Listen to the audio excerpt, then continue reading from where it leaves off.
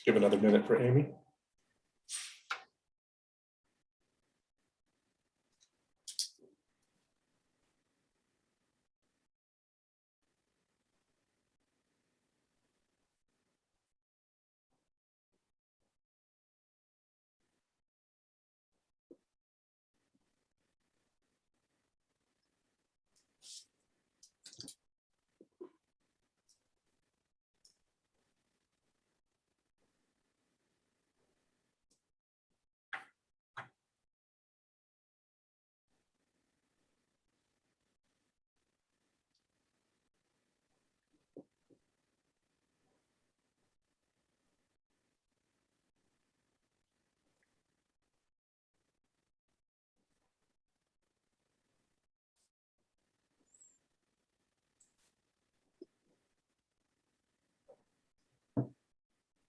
Jonathan, Amy's going to Yes. join by phone because she's driving to her mom, so you can start.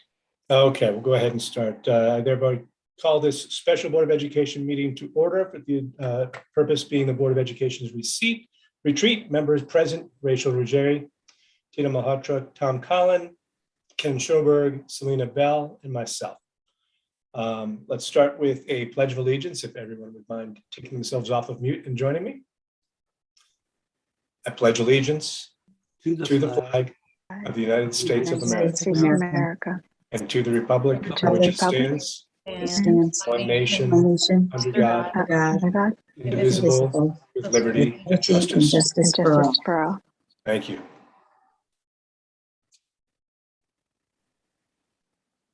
All right, John Mansfield, can you just put up the other slides?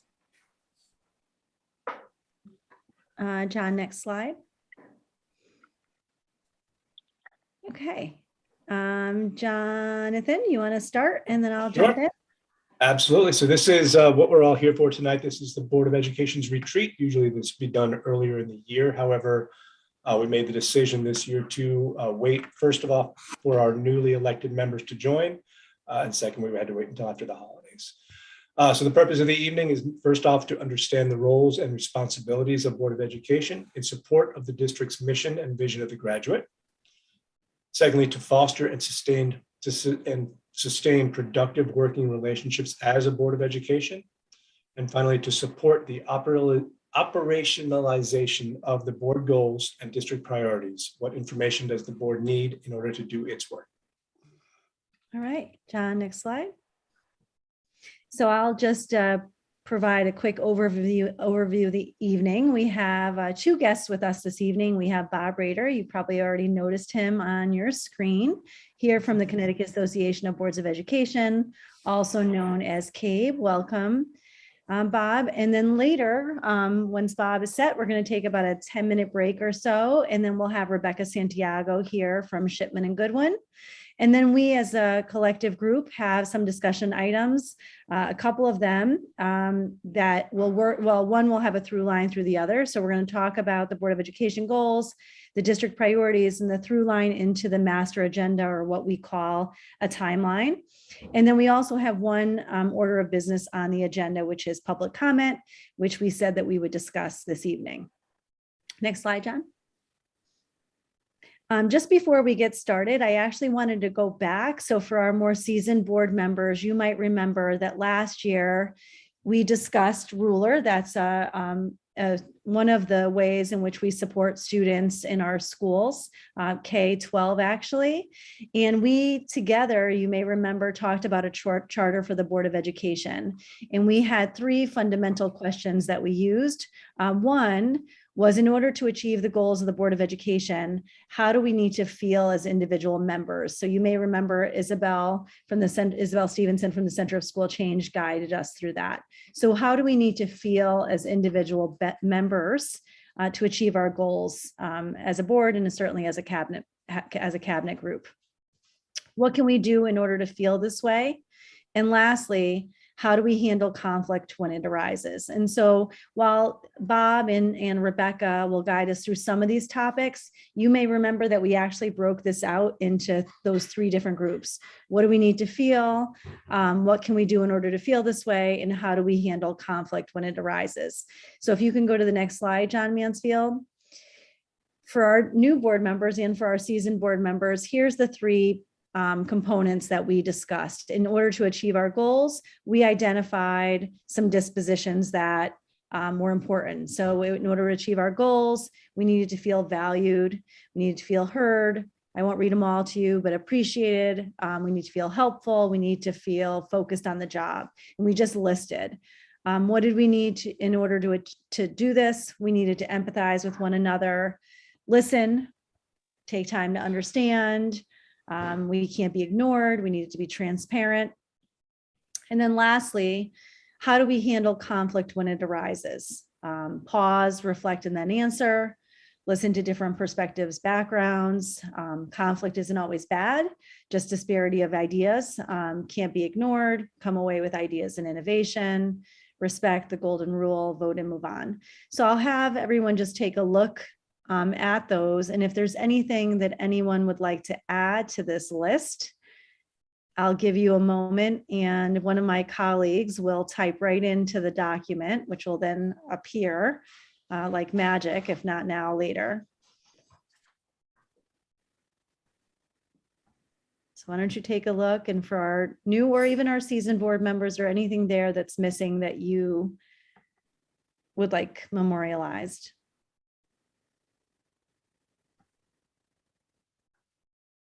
Selena? Can we add trust? What do we need in order to do this? We need to be able to trust one another. Corey, can you throw that into the Google slideshow? It won't actually appear here because John, I think, or maybe it will, but okay, trust. What do we need in order to do this? Got it.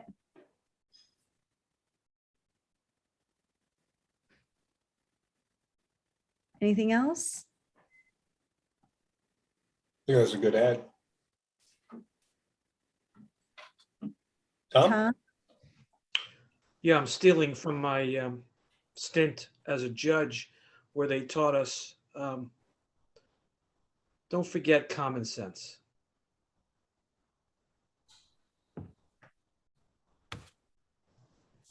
Okay.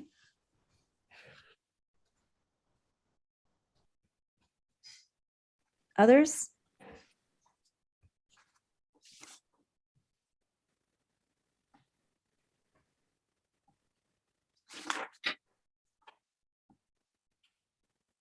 Okay. Throughout the next 2 hour, 3 hours, if there's anything that you feel like we should add to this list or you'd like us to revisit, don't hesitate to reach out. A retreat is a little bit different than your more traditional board member in that it's focused, and board meeting in that it's focused on the Board of Education and how we can best together do the work.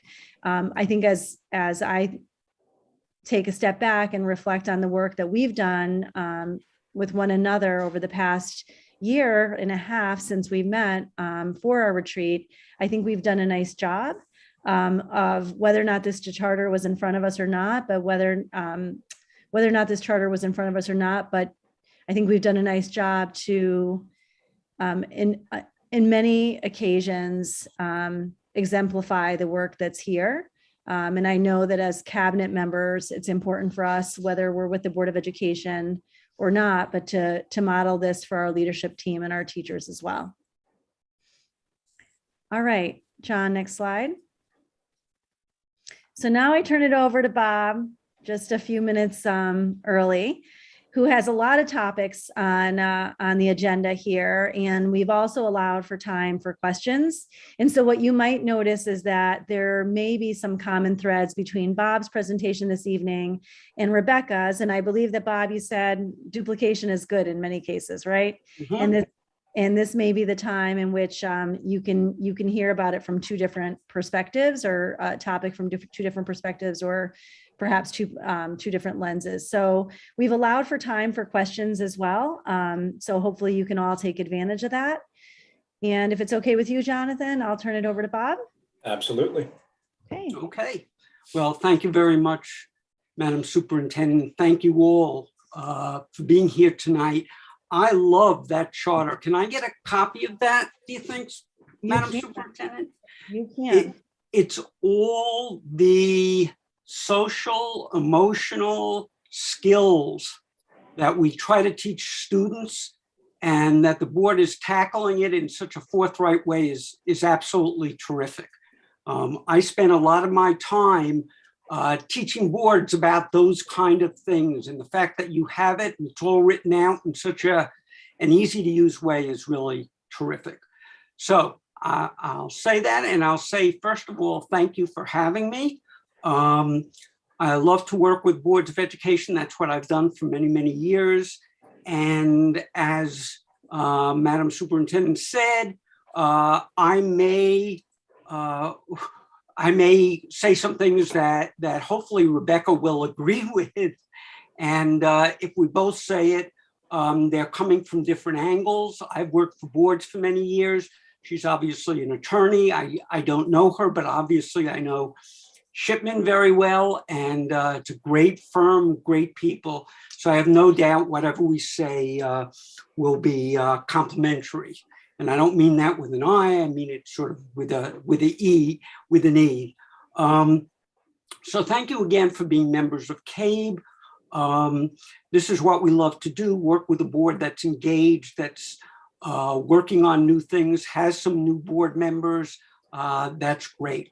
So I know we put questions at the end. Please feel free to interrupt me at any time.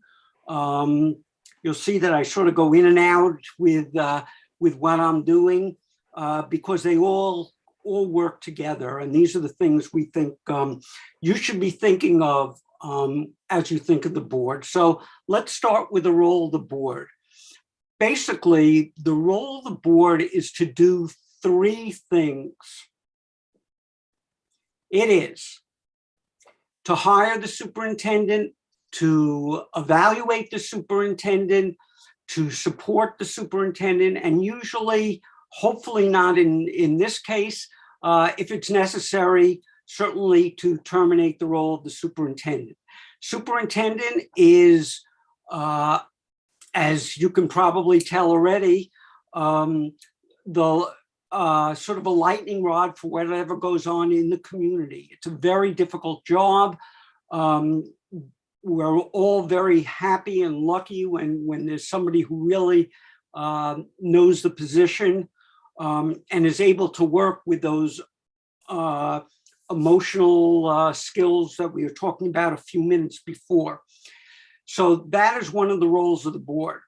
The second role of the board is, and this is right next to the hiring of the superintendent, the work on policy. And obviously policy is the law of the district. It's passed by the board. Obviously you have a policy manual, and that's really where the board gets its power. The board sits together at the table. But as we'll get to in a minute with the role of a board member, nobody has any more power than any other citizen, even if you're on the board. Now, I realize perceptions are different. People think about board members differently, but truly the only place you are really working as a board with your authority is when you are sitting at the table, unless the board has delegated to you some job, some position that you have to do on behalf of the board. But that's rare.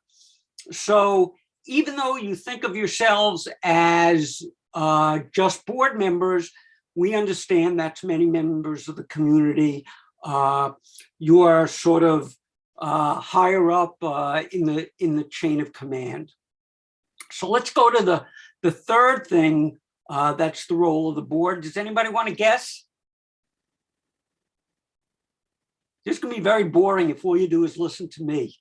You'll be asleep and so on, and then Rebecca will be sorry. What's the third job? What a guest from one of our newest members. Okay, well, we don't have to spend all night on this. You adopt the budget. You do know that, I hope. Obviously, the superintendent works with central office, works probably with the principals. putting the budget together. You're probably either in budget season or you're about to get there.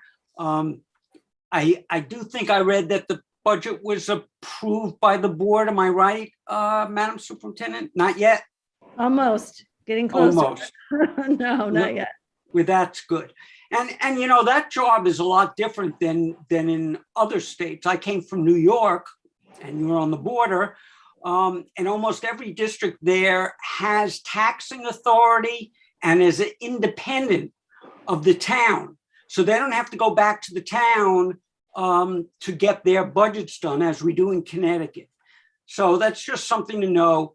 But certainly adoption of the budget, your policy work, and your evaluation of the superintendent is are the three biggest jobs of the board itself. Now, I hope you got these. We sent them. You might not have gotten them. I see some nodding heads, which is good. And in there, you'll find, and if you haven't gotten it, I'm sure you will, and you can also get it on our website, www.cabe.org, the role of the board. It's a governance document. It's a red cover that we put together with CAPS, which is the Superintendent's Association, a number of years ago, and we updated it a number of years ago. And what this gives you is the things that you do together with your superintendent, such as working on supporting the budget, looking at the curriculum, all the different things, policy work, etc. It gives you that, but it also gives you certain things that the board does by itself and certain things that the superintendent really does by herself. It's laid out in that manner so that people get a sense of what their responsibilities are and what the role and responsibilities are for everybody else on what we call the leadership team. And the leadership team is really, as we'll talk about it in a few minutes, is really the people you work with to provide the best education you can for the students in your community. Role of the board is to connect the will of the community to the education of its children. And obviously, you work with your superintendent, who is your educational leader and educational leader really for the whole school district. And why I make a big deal of that is because usually it is the superintendent who will help educate members of the board on things you need to know, whether it's education trends, whether it's information about the district, whether it's whether you should attend professional development. All those things are really things that you should be able to turn to your superintendent for help with. And certainly the superintendent is your closest advisor. I know you're going to hear from Rebecca, who's a lawyer. I'm a lawyer too, but it's really, in this case, in working with the board, it's the superintendent who is generally your closest advisor. And one of the jobs of a board member, and I'm sort of getting into that second area, is to help let the superintendent know what's going on in the district. It's impossible for one person to know of all the concerns. And certainly board members are in a very good place to bring back information to the superintendent, to the other members of the board of what's going on.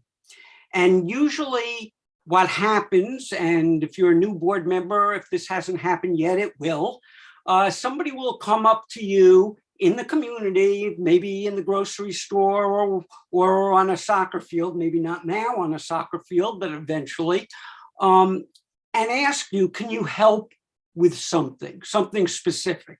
It might be that this person is unhappy with their child's third grade teacher, and they want you to do something about it.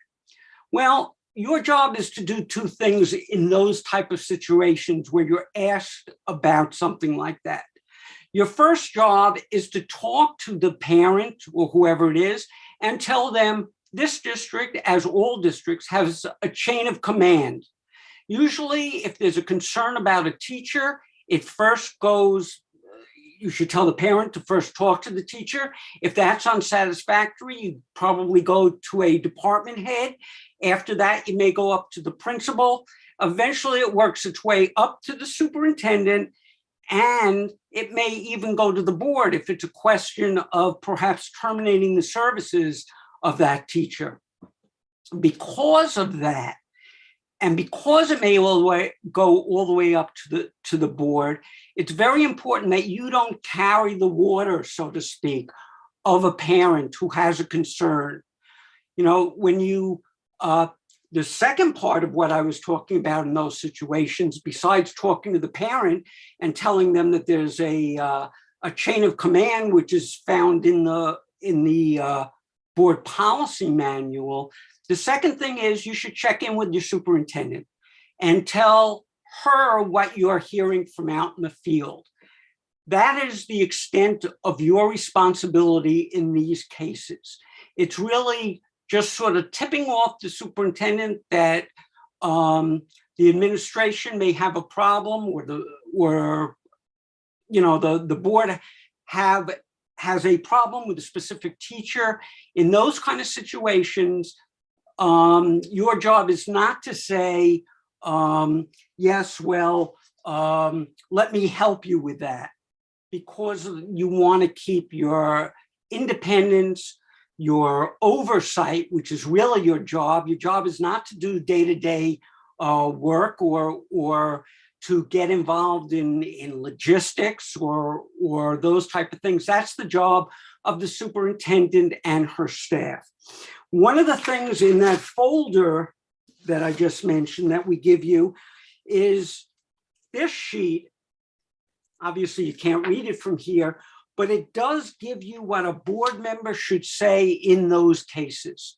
And you'll find it says both of what I'm saying. And that ought to be your mantra.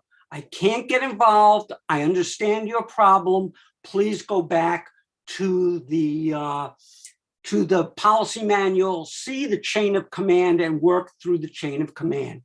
That helps everybody in the situation. It gives the person somewhere to go so that they can be effective if they have that concern.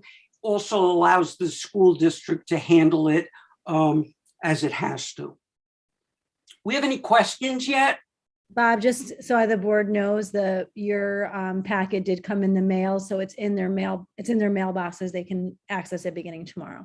Okay, we tried to get it out early. We were hoping we would do it before the meeting, but the mail, like everything else, seems to be slow these days. So that's really the role of the board. Now, I started to talk about the role of the board member, and obviously the role of the board member is a number of different things. The role of a board member is to come to meetings prepared.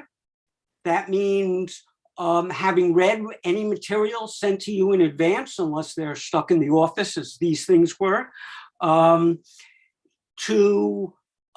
understand the issues as best you can.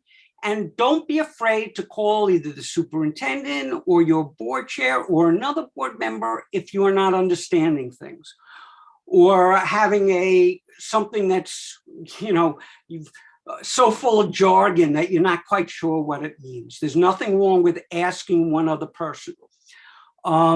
Certainly, we always say you don't want to drop a bomb on the superintendent, and you don't want the superintendent to drop a bomb on you. And what the bomb represents is really a surprise question.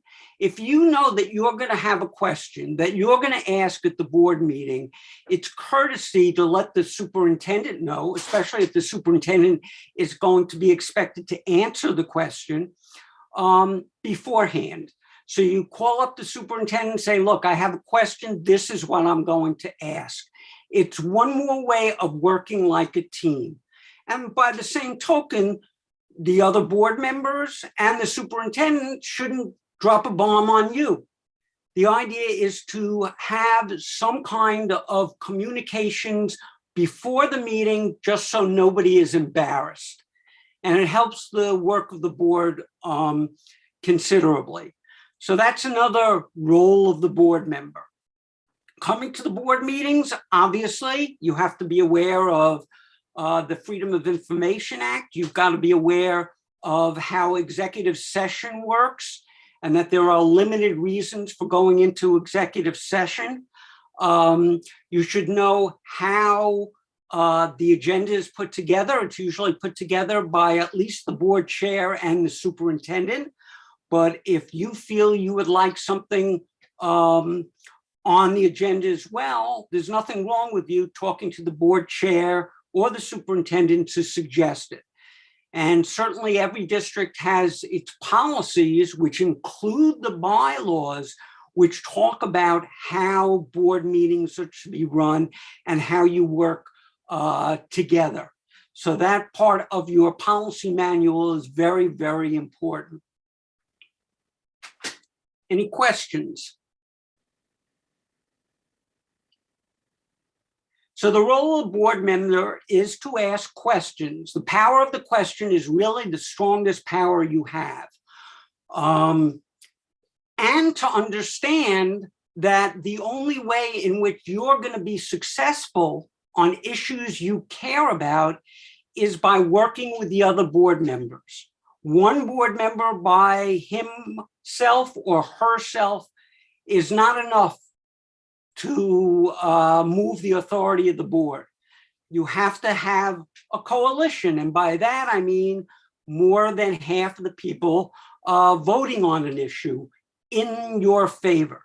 So how do you get to know the other board members, their concerns, and how to build a coalition? Well, one way that I've talked about it for years, because it came out of a book I read by a professor up at Tufts, who later became the dean, is that you get to know them. So in other words, if you are, people should know why you got on the board. Some people come on the board because they have one agenda. I want to do this. It might be getting rid of that third grade teacher, which we just said you can't do by yourself and has to go through the chain of command. Or a person may want to beef up your gifted and talented program, or beef up the public relations or communications with the community, or work more with parents. Everybody comes on with their own reasons. And the best way to learn how other people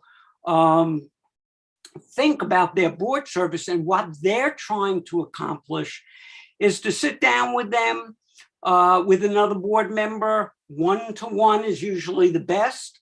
And you always have to be careful because you don't ever want a majority, because then you're in a quorum situation and you can get in trouble through the Freedom of Information Act there. But talk to them one-on-one. Why did you get on the board?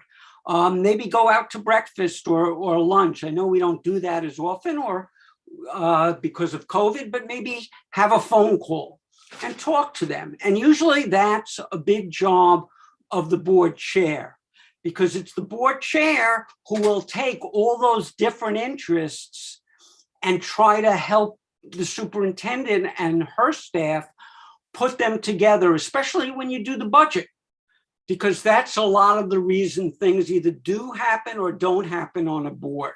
It's because of the budget. So that's the way you get people to work together. And Salacuse, who I thought very highly of, still do, said that interests drive actions. If you want board members to vote in favor of something you want, you got to make sure that they see it as in their interest too.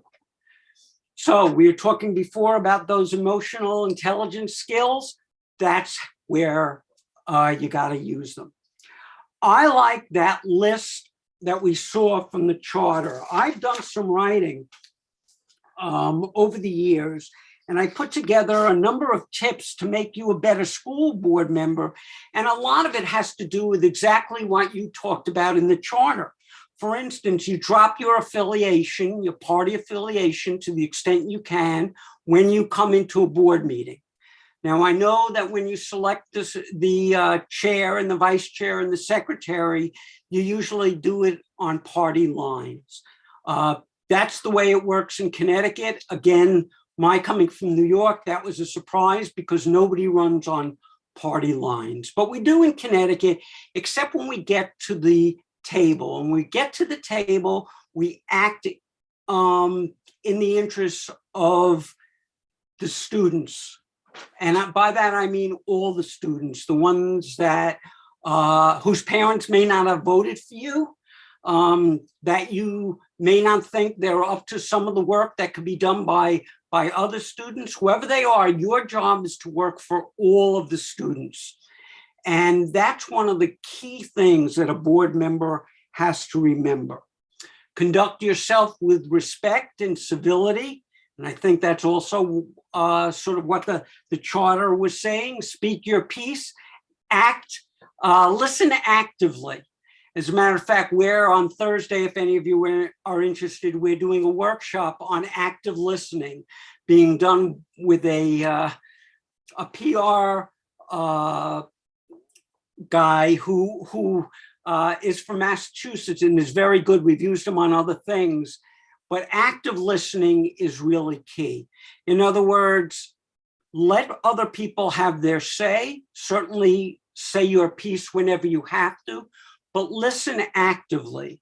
Try to figure out if a solution that you might not have been thinking of at the beginning comes to you when people are voting differently on various board actions. And certainly one of the things that's also on your charter, I noticed, is about getting to some sort of a consensus.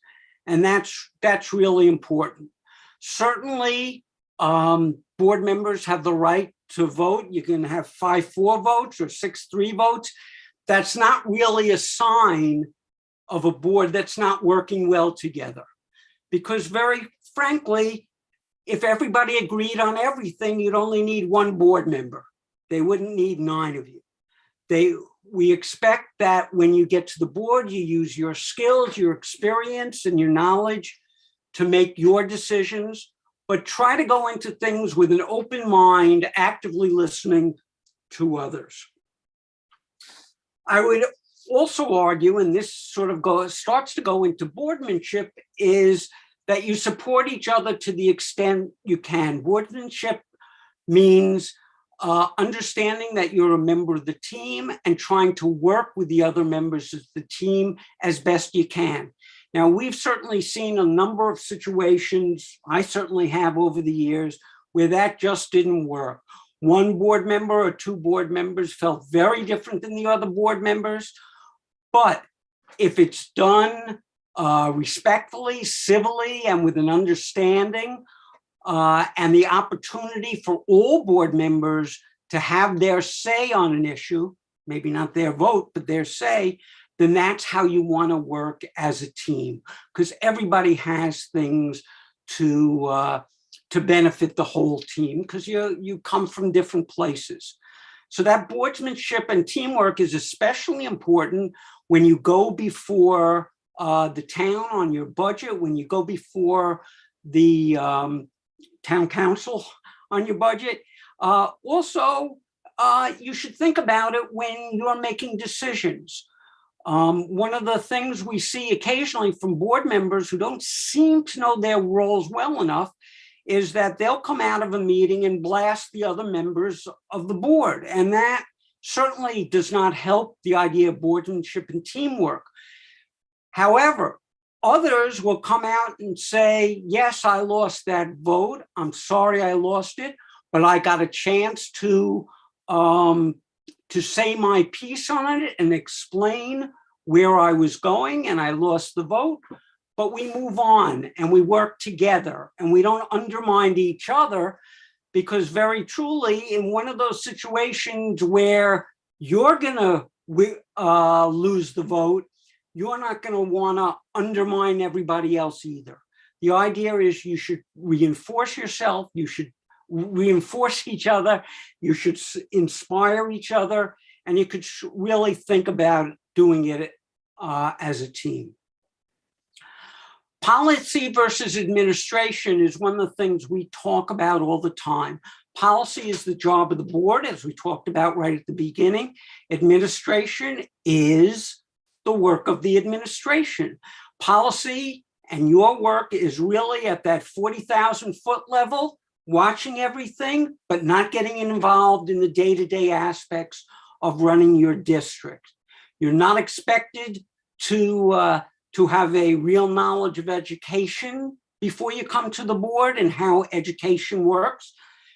Interesting, people find, especially that when they've been in business, that it works very differently than business, even though people for years have said the boards and districts should run like a business. Well, frankly, there are laws which we have to uphold. And as a member of the board, you are an agent of the state, which means you have to uphold the laws and uphold any regulations that the state passes down. We saw this issue a lot in the last year. I've never seen it at such a level about the masking rules. Well, the truth of the matter is, when the governor made a decision through the executive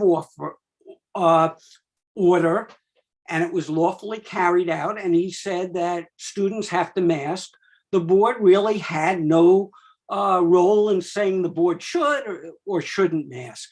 Now, I don't know if he's going to extend that. I don't know if the legislature is going to pass something. We'll know in the next few weeks.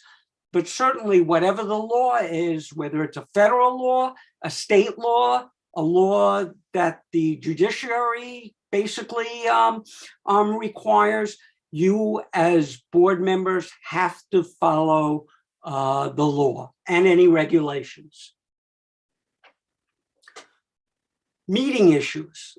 The issue, here's what I meant when I put this in, and it's really a question of, do you know how the meetings work? How long do your meetings take? They should be efficient, but there should be at some point discussion of the issues. There are ways, I don't know if you use a consent agenda, which is one way of moving things along on at a board meeting. Your board meeting shouldn't go till 11:30 or 12 at night, though I've heard boards do that. There are a lot of ways to get out of those type of situations. For instance, when Common Core was a big issue, and this is back about 2012, I guess, a lot of boards had separate meetings at which they discussed with the community the issue of Common Core. Should we oppose it? Should we be in favor of it? Those kind of discussions are really ideal to help the board think about and think through what the issue is. These meetings, which are often called workshop meetings, there's no formal vote taken. The board can have the chair or have somebody else chair the meeting, but it gives you an opportunity to hear different sides of an issue in the community. So that's one thing you can do. Consent agenda, I just mentioned, is about saying all these things we all agree on. Any board member, when the vote comes up, can say, well, number 5, I want to have a discussion on that. Doesn't mean you vote for it or against it, just means that you don't do it by consent agenda. But it's a way of moving the meetings along so you have the opportunity to really talk about student achievement, which is really your basic concern. Certainly over the years, we've seen plenty of boards talk about things that are really within the superintendent's purview. You may know about them because in your business or somehow you know about those issues, but in most cases, you want to concentrate to the extent you can on student achievement with learning about the data and the information that's provided by the state and from the administration on what's happening in your district, asking questions. I mentioned that before. Why is it that third grade didn't do as well this year as the year before? There's nothing wrong with you asking those kind of questions. That's really how you learn about what's going on in the district, and certainly gives everybody the chance to know it at the same time. If the superintendent is asked, or the administration in general is asked to report on something by a board member, and I don't know how you do it, but if this becomes overwhelming because so many board members are asking questions, superintendent should talk about it with the chair. Very often we have seen situations that board members kept asking and asking, and administrators didn't have time to do what they really need to do, which is to be in the classroom, helping teachers, gathering information, and assuring that student achievement is doing as well as it can. Certainly, if the superintendent is asked to come up with a report or answers to questions, when she gives out the answer to the board member, the answer should also go to all the other board members. The idea is that all members of the team should have the same information as was asked by any one member. Doesn't mean you agree with it, and it certainly doesn't mean you get on the internet and email, well, what did you think of this? Or what did you think of that to the other board members? Because after a while, that becomes a meeting, and it's available through the open meetings law, and you can get in trouble for doing that. And it can be embarrassing because who knows what people will write. The idea is everybody keeps and gets the same information. You talk about it at board meetings or committee meetings, whatever is appropriate, but you do not go back and forth and have a discussion, whether it's of something that the superintendent provided or any of you saw in the New York Times or another newspaper and want to share it. There's nothing wrong with sharing. The problem comes when you start discussing it and going back and forth. What did you feel? What did you feel? So that's just another suggestion. Communications, as I mentioned, with the superintendent is key. Superintendent should be providing you with the knowledge you need, not only in front of the, before the board meeting, but also when things are going on in the district. You know, with social media today, things that we might have left for a meeting or left for some other time to be mentioned can very quickly become a district-wide issue before the superintendent has a chance to really explain what happened, because that's sometimes necessary. Believe me, if a kid is left on a school bus, certainly the whole town knows about it very, very quickly. So if you know of something like that happened and there's some reason that you don't think the superintendent knew about it, that's another reason for getting in touch with the superintendent as soon as possible. Communications to the community at large can be done in a number of different ways. Certainly, I live in Glastonbury, which is near Hartford, if you don't know it. And every month the board puts something in the local newspaper about what they've been working on. It doesn't get into the type of issues that are very divisive.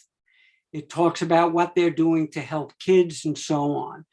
In other words, you know, they do not get into here's what's going on critical race theory, unless maybe there's going to be a workshop and they invite the community to come and listen to people talk about it.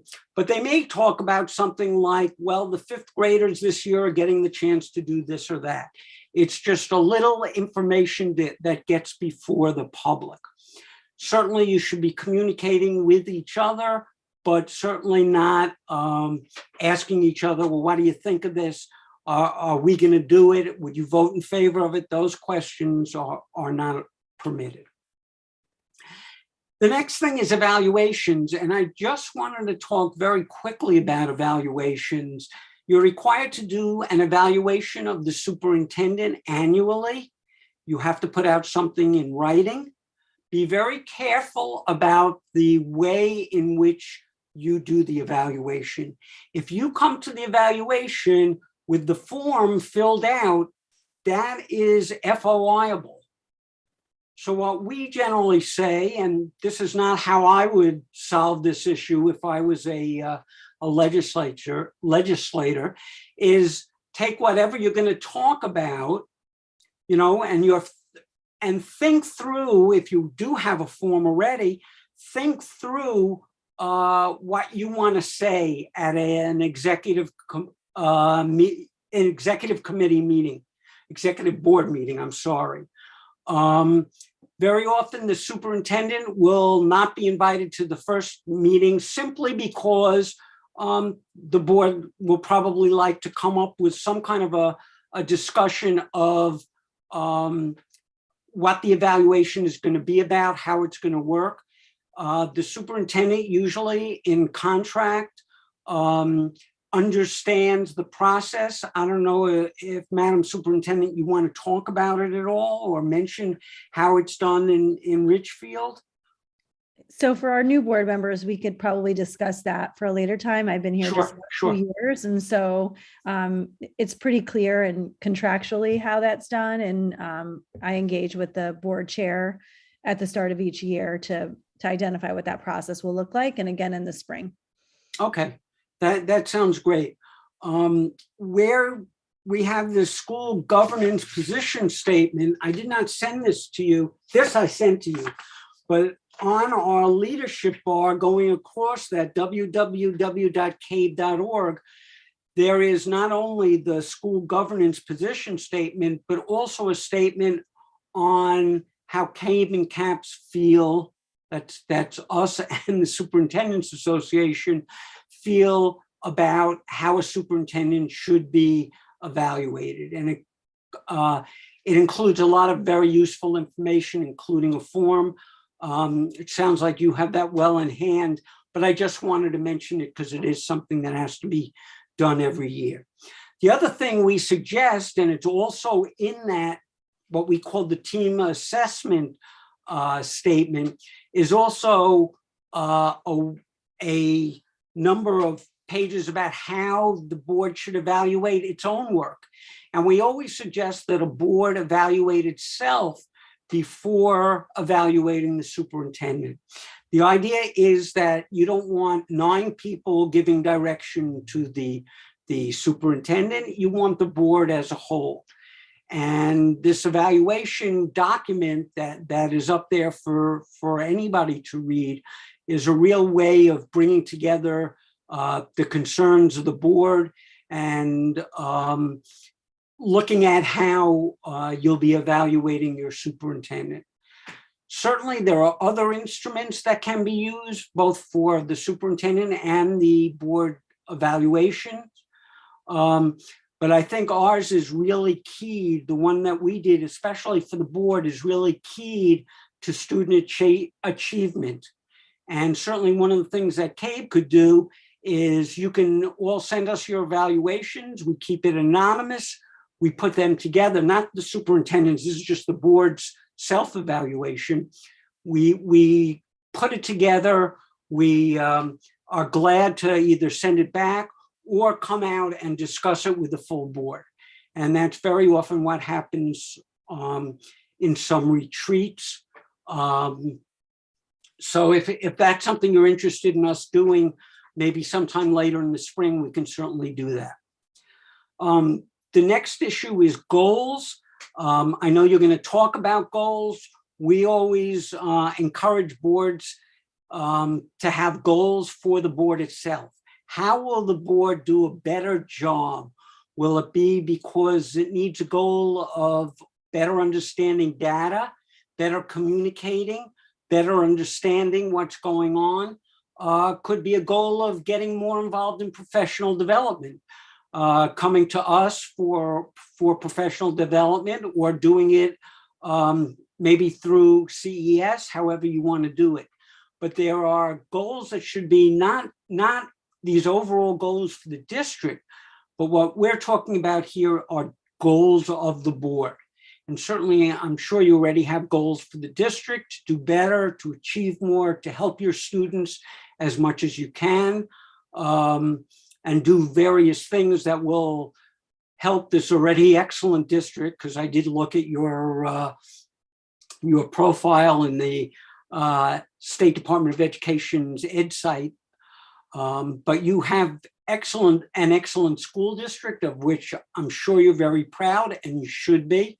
But there are always things that boards can do that will make things even better, will strengthen the trust the community already has in you, and will help you work out situations in which you have to really think the issues through.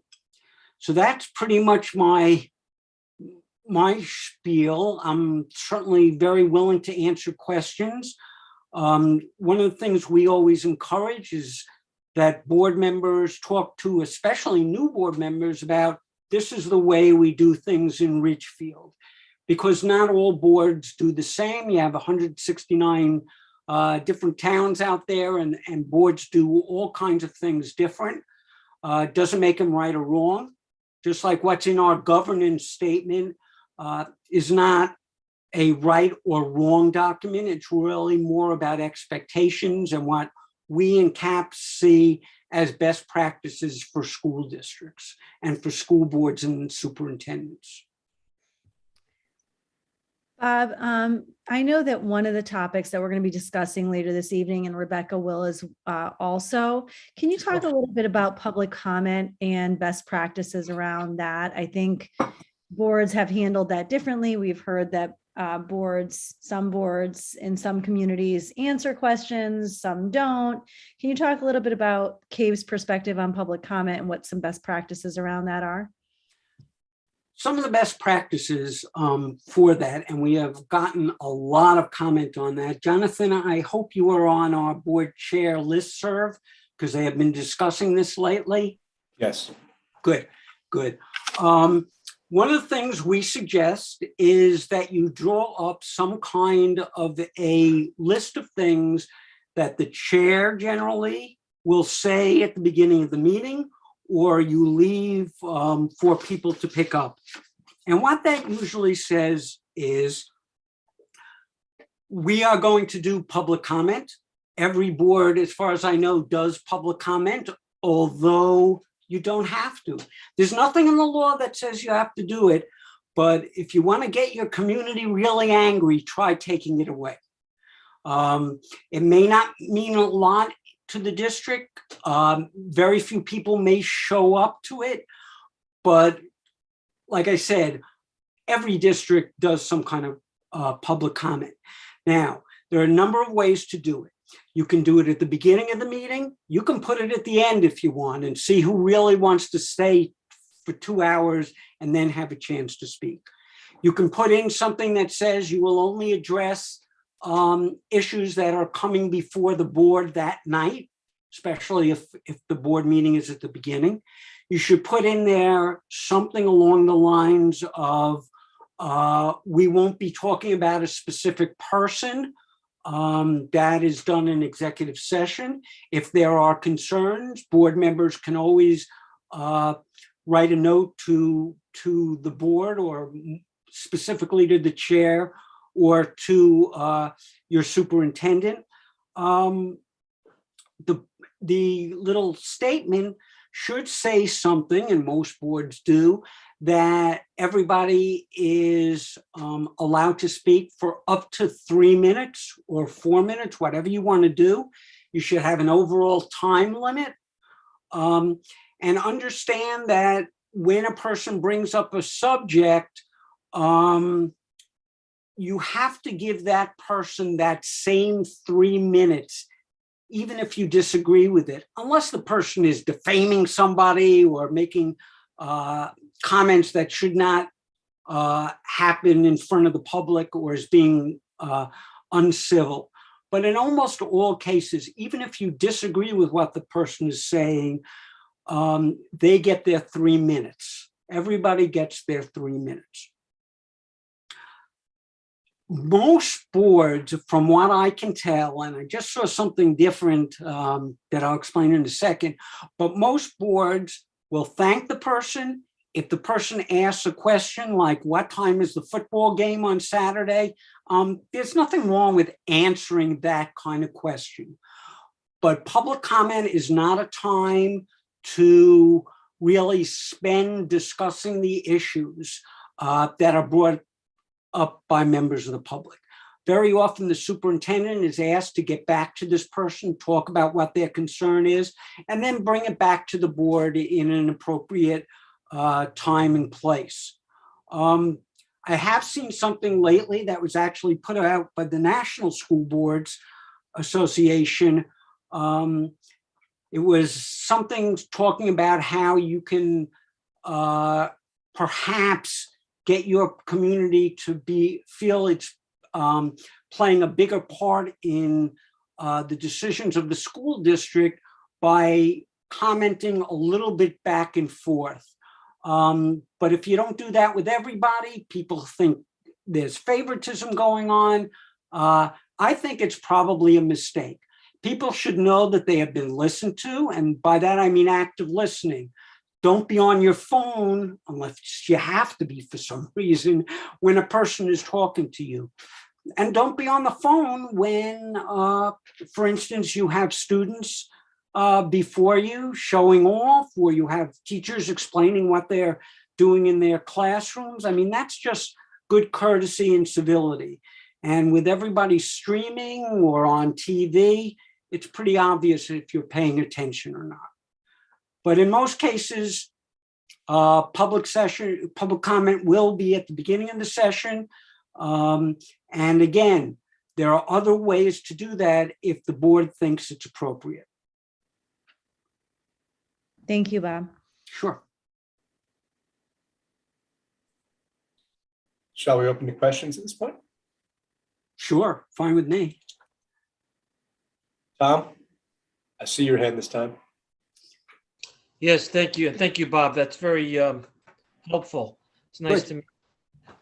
Quick question. I come from the legal world where burdens of proof and presumptions are used to help evaluate issues that may be in conflict. Sure. How does, in terms of the role of a board member, where the job is to act in the best interests of all students, when that conflicts with the interests of a taxpayer, which sometimes happens, how does a board member go about evaluating that conflict between what may be best for the student, but may not be best for the taxpayer? Well, obviously, if we're talking about more money for education, very often it will. And there have been taxpayer groups and obviously unhappy taxpayers. Certainly, what we tell boards is that their role is to say what they need to the extent they can. I mean, not extreme asks, but what they need for the school district to do the best job it can for the students of the community. Certainly, you're going to end up going to the town council anyway for that bottom line. But you should just keep in mind that their job is, and it happens every district that I see, where the board says, the superintendent says, I need X or X plus 5. And the board will say, no, we want to be a little politically savvy and go to X plus 4. Then the town goes to X plus 3. It's really a balance that you have to understand as a board member. You certainly don't want to go with a 10% or an 8% tax increase unless you're doing something like building a new building or something like that. But in most cases, I think the board members who are chosen or elected, not because they have special knowledge, but have common sense, which is added to your charter, will think about, well, what is appropriate? What do we think the council will go for? And of course, the most important question, what are the what will the public and its taxpayers be okay with? It's balanced. There's no, I couldn't tell you there's a burden either way there, Tom, but really the decision is to think about it and do what's possible in the district. Not black letter law or a bright line, but a feeling of what you feel is appropriate in your community, and then support it. Thank you. Good question, Tom. Other board member questions? Any, Tina? Thank you, Bob. Sure. I'm just trying to understand. I'm from the, I come from PTAs. I've been PTA council and all. So, and now I'm on the board. So there's obviously two Great. different roles, and I'm learning. The one thing we hear constantly, and I think other members can probably attest to that, is that everybody feels that once we're on the board, we have this silo and we don't listen to our constituents. We don't listen to our parents. We're almost like burying our heads in the sand. And I think I go back to the fact that most of the information is on Facebook. I'm not even touching that. I'm just saying social media is beyond, but how do we engage community? How do we outreach more to our community? I think it really helps us share all the good work we do. And I mean, as it's budget season, it also helps us talk about it, but beyond budget season, we do represent all kids, not one, not two, but as Tom also said, and as you mentioned, we also have this fiscal part of us, we're also taxpayers.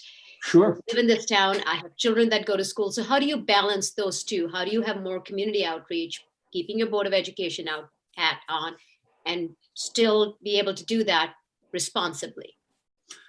One of the things, especially with PTAs that I've seen done, is assigning a board member to each school or two schools if necessary, so that they attend the board meetings, the PTA meetings. I'm sorry, the PTA meetings, and they go out and they listen, active listening. What's happening?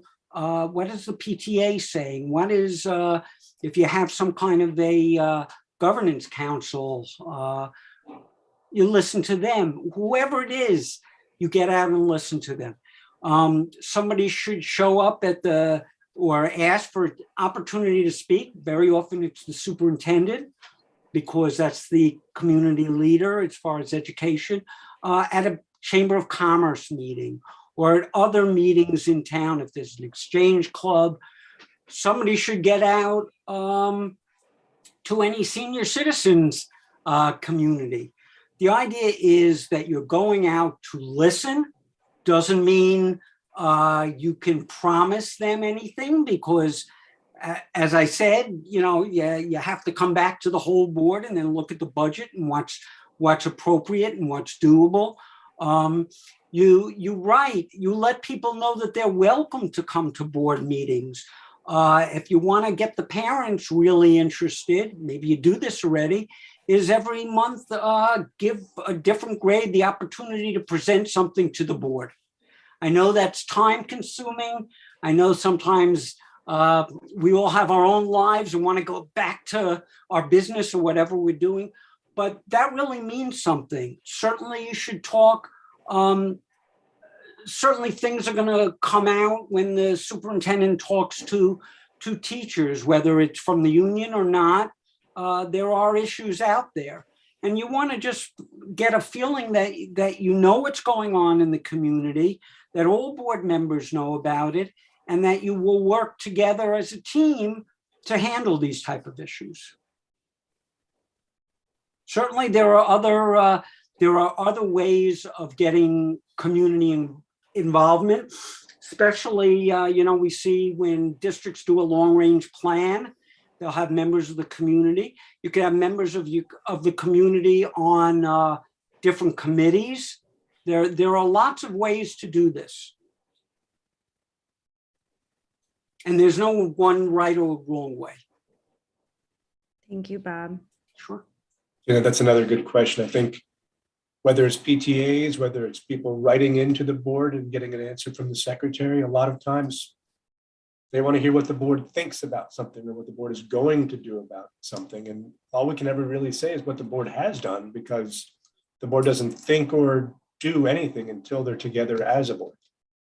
Right. But you can Other- set up committees to deal with some issues. You could have a committee on community engagement that would come to the board and say, you know, here are 3 things that we can do this year to help the community understand what our job is. And I got to tell you, that's not easy.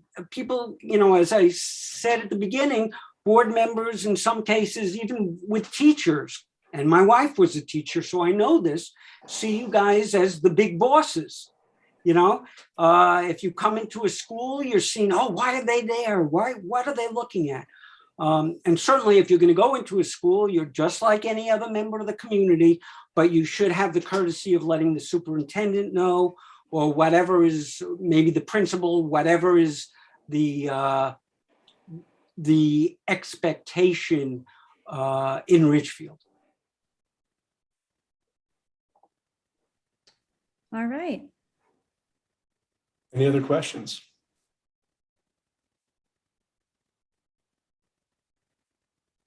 Well, I just want to say thank you all again.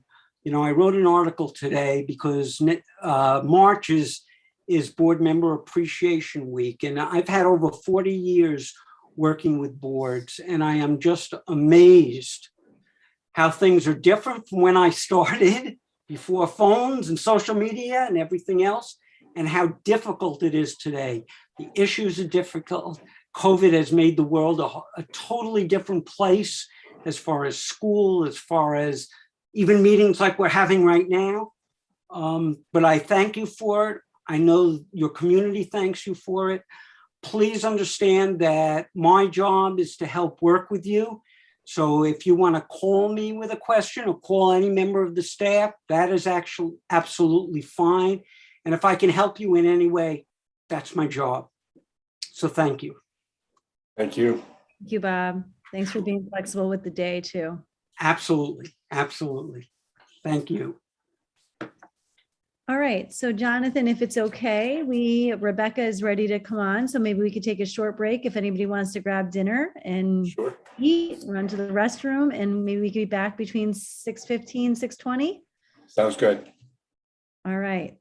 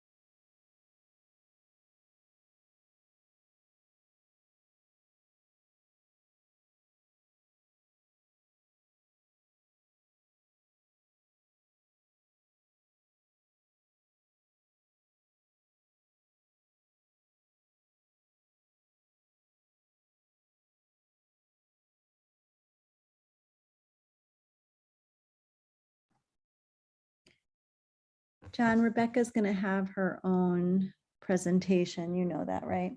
I do. Yep. I'm just waiting for her to join in. I'll let her in.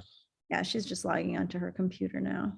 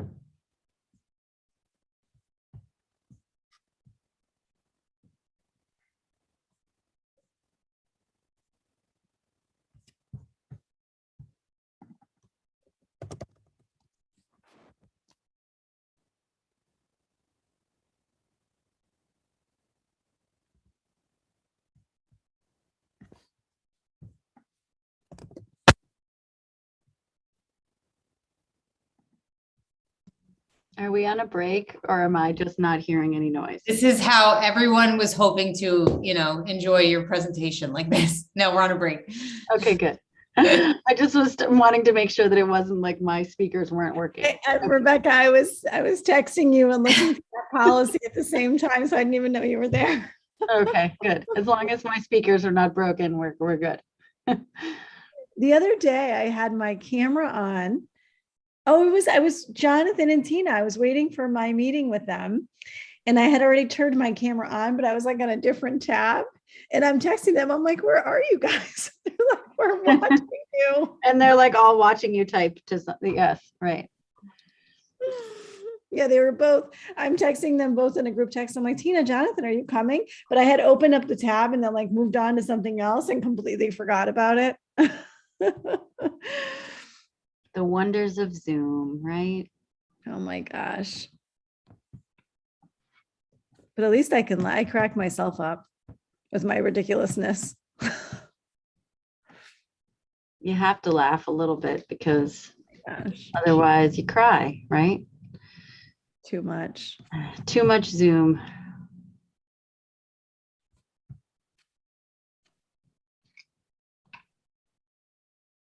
Hi, Rebecca. Hi. How you doing?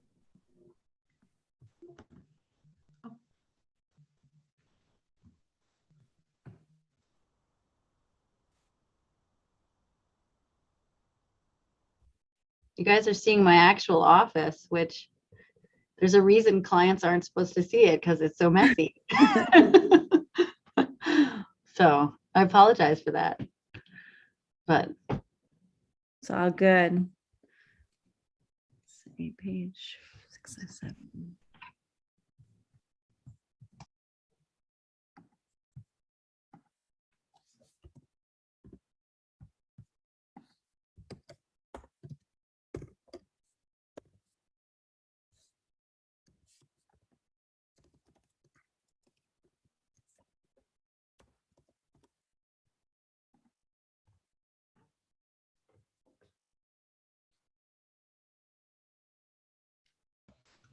I'm back. I'm just eating. So Please, no worries.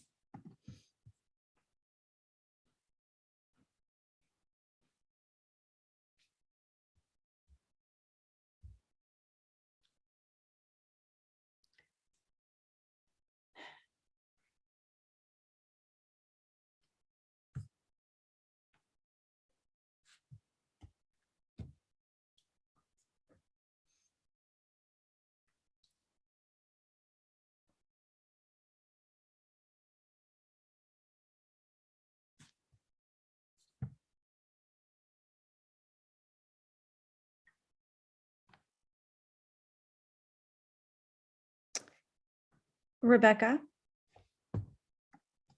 Yes. I don't know if it's included. I can't remember your presentation, but if you maybe have like 2 minutes after public comment, just to talk about Board of Education agendas and how those are typically created. That's this last part of our meeting. The last chunk of our meeting will actually be doing some work around that, but that might be helpful for you to provide some context if you can. Sure. I can try.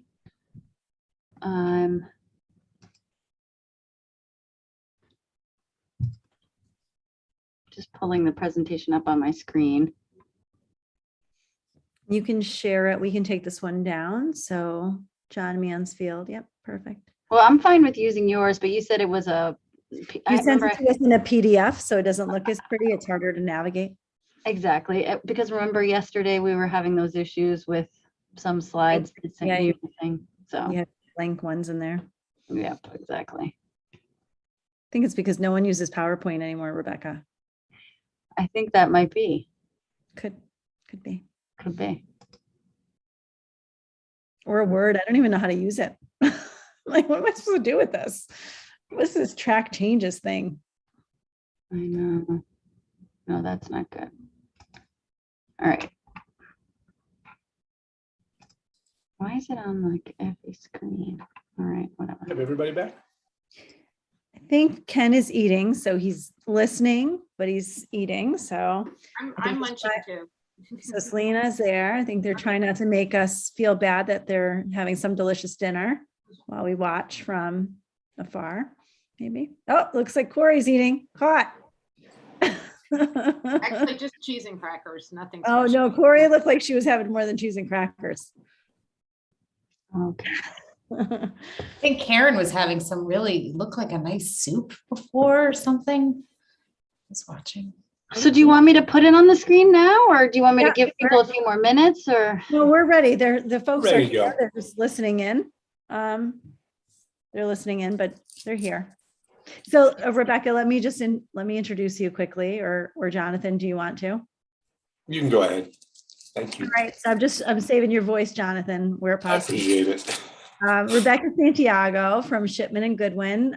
Rebecca is one of the attorneys that at least I primarily use on the administration side. A great guide for us, and when we have questions around policies or negotiations or teacher issues, administrator issues, superintendent issues, she's been a great support to us. So she's here tonight to give us a little bit more context to some of the topics that Bob Rader didn't speak of. And again, and you'll see some overlap, and that's okay. But I also think that there's just a different lens in which Rebecca will share with us. Her presentation tonight will include some scenarios, so it'll have us a little bit more actively engaged.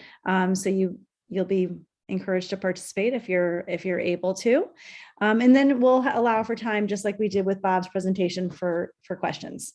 So let's jump right in, Rebecca. Perfect. Because I can't see all of you, can you all see my We can. first slide of my presentation? Okay, perfect.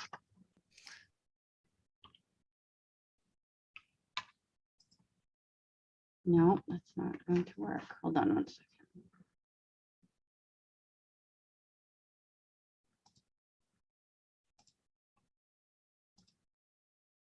Can you see my second slide of is that working now? Is it changing slides when I move it? We can see it, yeah. Okay. All right, perfect. All right, so I thank you very much for the introduction. I'm sorry that I can't see you all in person. But I'm going to do my best to try to have this be interactive over Zoom. I think that the topics that we have on the agenda are really important topics, and I'm hoping that that by doing some of the scenarios, I've given this presentation many, many times, and I find that doing the scenarios are the best way to learn, because for people who've been board members for a long time, just kind of thinking through the thought process aloud in itself is a helpful thing to the new members as well as to those who are more experienced. So we're going to talk a little bit about board roles and responsibilities. I'm going to talk to you a little bit about board meeting essentials. We're going to chat a little bit about electronic communications, because I think that is a very sticky topic for board members. We're going to talk a little bit about public comment, and then I did provide some suggestions in terms of best practices.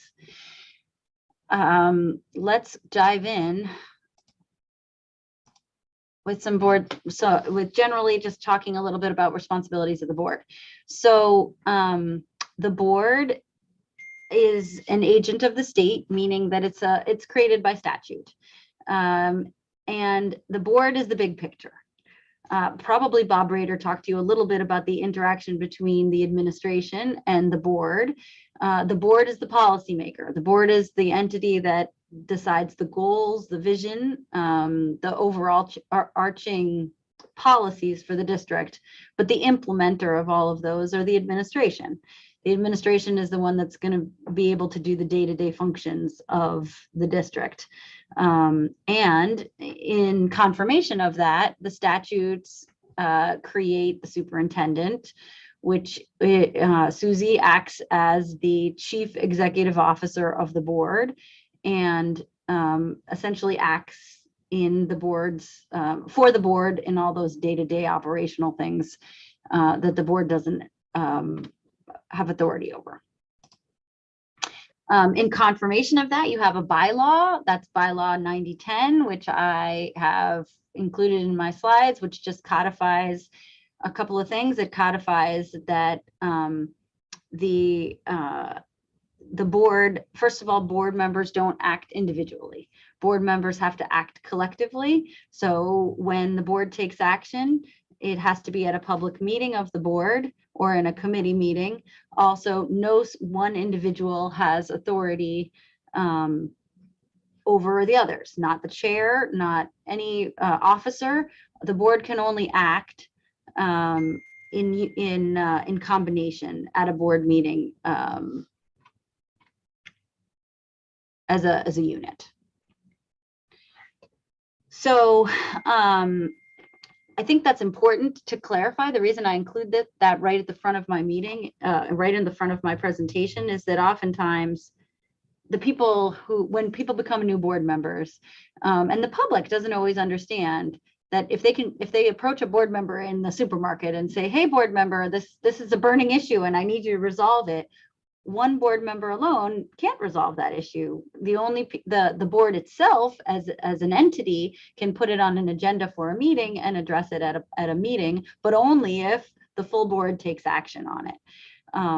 So one board member can't act alone, which in some ways is a blessing, right? Because it makes you have to act as a unified voice for all the community. But I think it's an important thing, again, to clarify, because it's not always apparent. The chair has a unique role, which doesn't include being able to act as one member as the entire board, but the board chair does have a very important role to preside at board meetings, to facilitate discussions. The board chair does work collaboratively with administration to call meetings and to facilitate meetings to make sure that they run smoothly. And additionally, the chair also selects the members of committees. And your bylaw actually says that taking into consideration their unique interests and the skills that they bring to the board.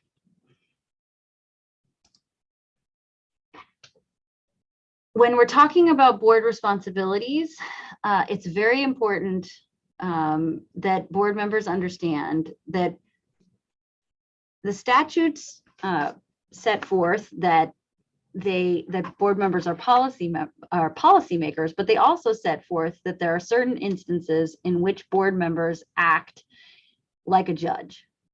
So the reason that's important is because when the board is acting in that quasi-judicial function, they need to be impartial. And what do I mean by impartial? That means that they need to make decisions based only on the information presented to them at that meeting or in that hearing, and not based on information that they've received from extraneous or other sources. So not from their own investigation, not from their neighbors, not from that person who's approaching people in the supermarket, but from the information purely presented at the hearing, and also not from the administration. So that's also very important, because if the administration, if ever you're feeling that the administration is seeming constrained in what information they can provide you, a lot of times the reason is this quasi-judicial role that board members have to play. And there's a couple of instances where statutes state that you will need to serve this quasi-judicial role. One is an expulsion hearing. So if ever a student is being excluded from school for more than 10 days, the statutes require that there be a hearing held, and the board is the one who acts like the judge in deciding how long whether that child committed an expellable offense and how long they will be excluded from school. And so because you need to be impartial, you won't know about any of the facts of that student discipline matter before you're sitting in that hearing. And the administration can't tell you. And if they don't tell you, it's because they're protecting that impartiality. Similarly, residency and transportation hearings. If a student is saying that they live in Ridgefield, but they actually live in the town next door, the administration will have a hearing.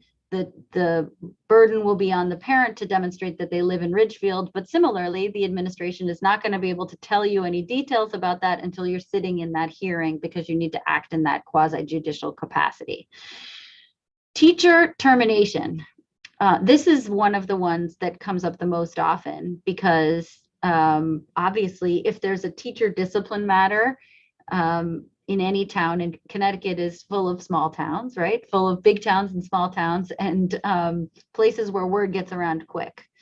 But it's very important that you remember that the board serves a really important role in terms of teacher employment matters. Under the statutes in Connecticut, if a district wants to sever the contract of a teacher, the board acts as in this quasi-judicial capacity in deciding whether the contract is terminated.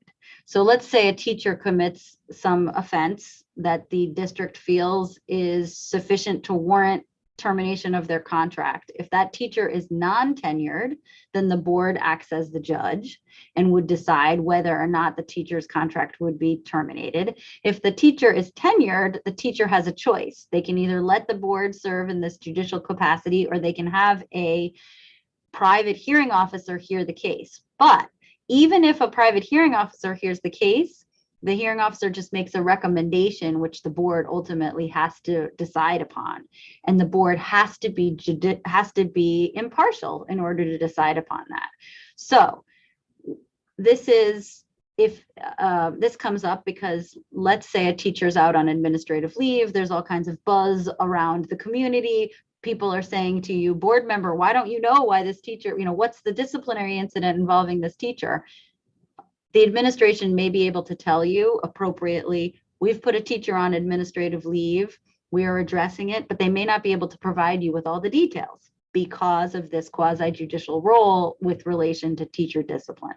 So very important, and very important that board members know, because if board members were to say, well, I want to find out the details so that I can tell that person in the supermarket who's asking me the hard questions, then they jeopardize being impartial, and they jeopardize being able to serve in this role. So we want to be very cautious in in not jeopardizing that impartiality. And I definitely like to tell board members about this because I think it causes some tension sometimes between administration and board members, because board members want the information, rightfully so, because they care about their community, they care about these issues, and the administration is trying to be controlled in what they say to protect that impartiality. And so now you know why. I will say that one thing that's different is grievance hearings. Almost everybody who works in a public school is in a collective bargaining agreement. In a collective bargaining agreement, there is something called a grievance process, whereby an employee can raise a complaint to the administration, and oftentimes the board is the highest level of that grievance procedure. In that setting, you are not serving in a quasi-judicial function. You are just the top level of the administration, and in those instances, the administration can tell you. So if there is a dispute that's just a grievance, that's a dispute about contract language, then the administration is able to tell you about that process before you have to serve in the capacity as the final decision maker. Any questions about your quasi-judicial role before we go to a fun scenario? Oh, well, this is just summarizing the impartiality. I think I explained that. So here's our scenario. Yesterday, the local newspaper reported that a teacher in the district was recently arrested on charges of selling narcotics. The article identifies the teacher by name and the school. The article quotes the superintendent as confirming that the teacher is on administrative leave with pay pending investigation. During public comment at the next board meeting, numerous parents demand that the board fire the teacher immediately.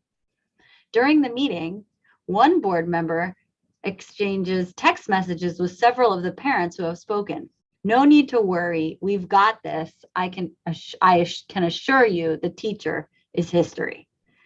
Should the board be concerned about the board members' actions? I think I'm gonna stop sharing so I can see all of you. Who thinks that there's any concerns with, Tina, you wanna be brave? Yes. Absolutely, because I think you've said it a million times, one board member has no authority to speak for the rest of the board. Collectively, the board has authority. So this board member is completely out of line. First, they should not be texting a group of parents speaking for the board because the board has not met. I mean, that's a whole different problem. But again, yes, of course, we have to be concerned. No one person can make a decision unless the board collectively meets and votes or decides on it. Agreed. Anything else that's concerning? Sorry, I'll keep quiet. Let somebody else go. Yeah. Ken, did you want to say something about this fact pattern? I like what Tina said. Oh, you like what Tina said. All right. So I absolutely agree wholeheartedly with everything Tina said. But I also Rachel wants to say something. Oh, okay. Rachel wants to say All right. I was going to add something, Rebecca, but I'll let Rachel go first. All right, Rachel, sorry, I didn't mean to. Tina was actually going to add this because I love what Tina said too. So is it correct though that since you're texting also during a meeting, that now that becomes FOIable because now you're texting during a meeting to a Right. So there's several problems with this, right? So there's definitely the problem that this person is engaging with parents on their own without finding out how the rest of the board feels.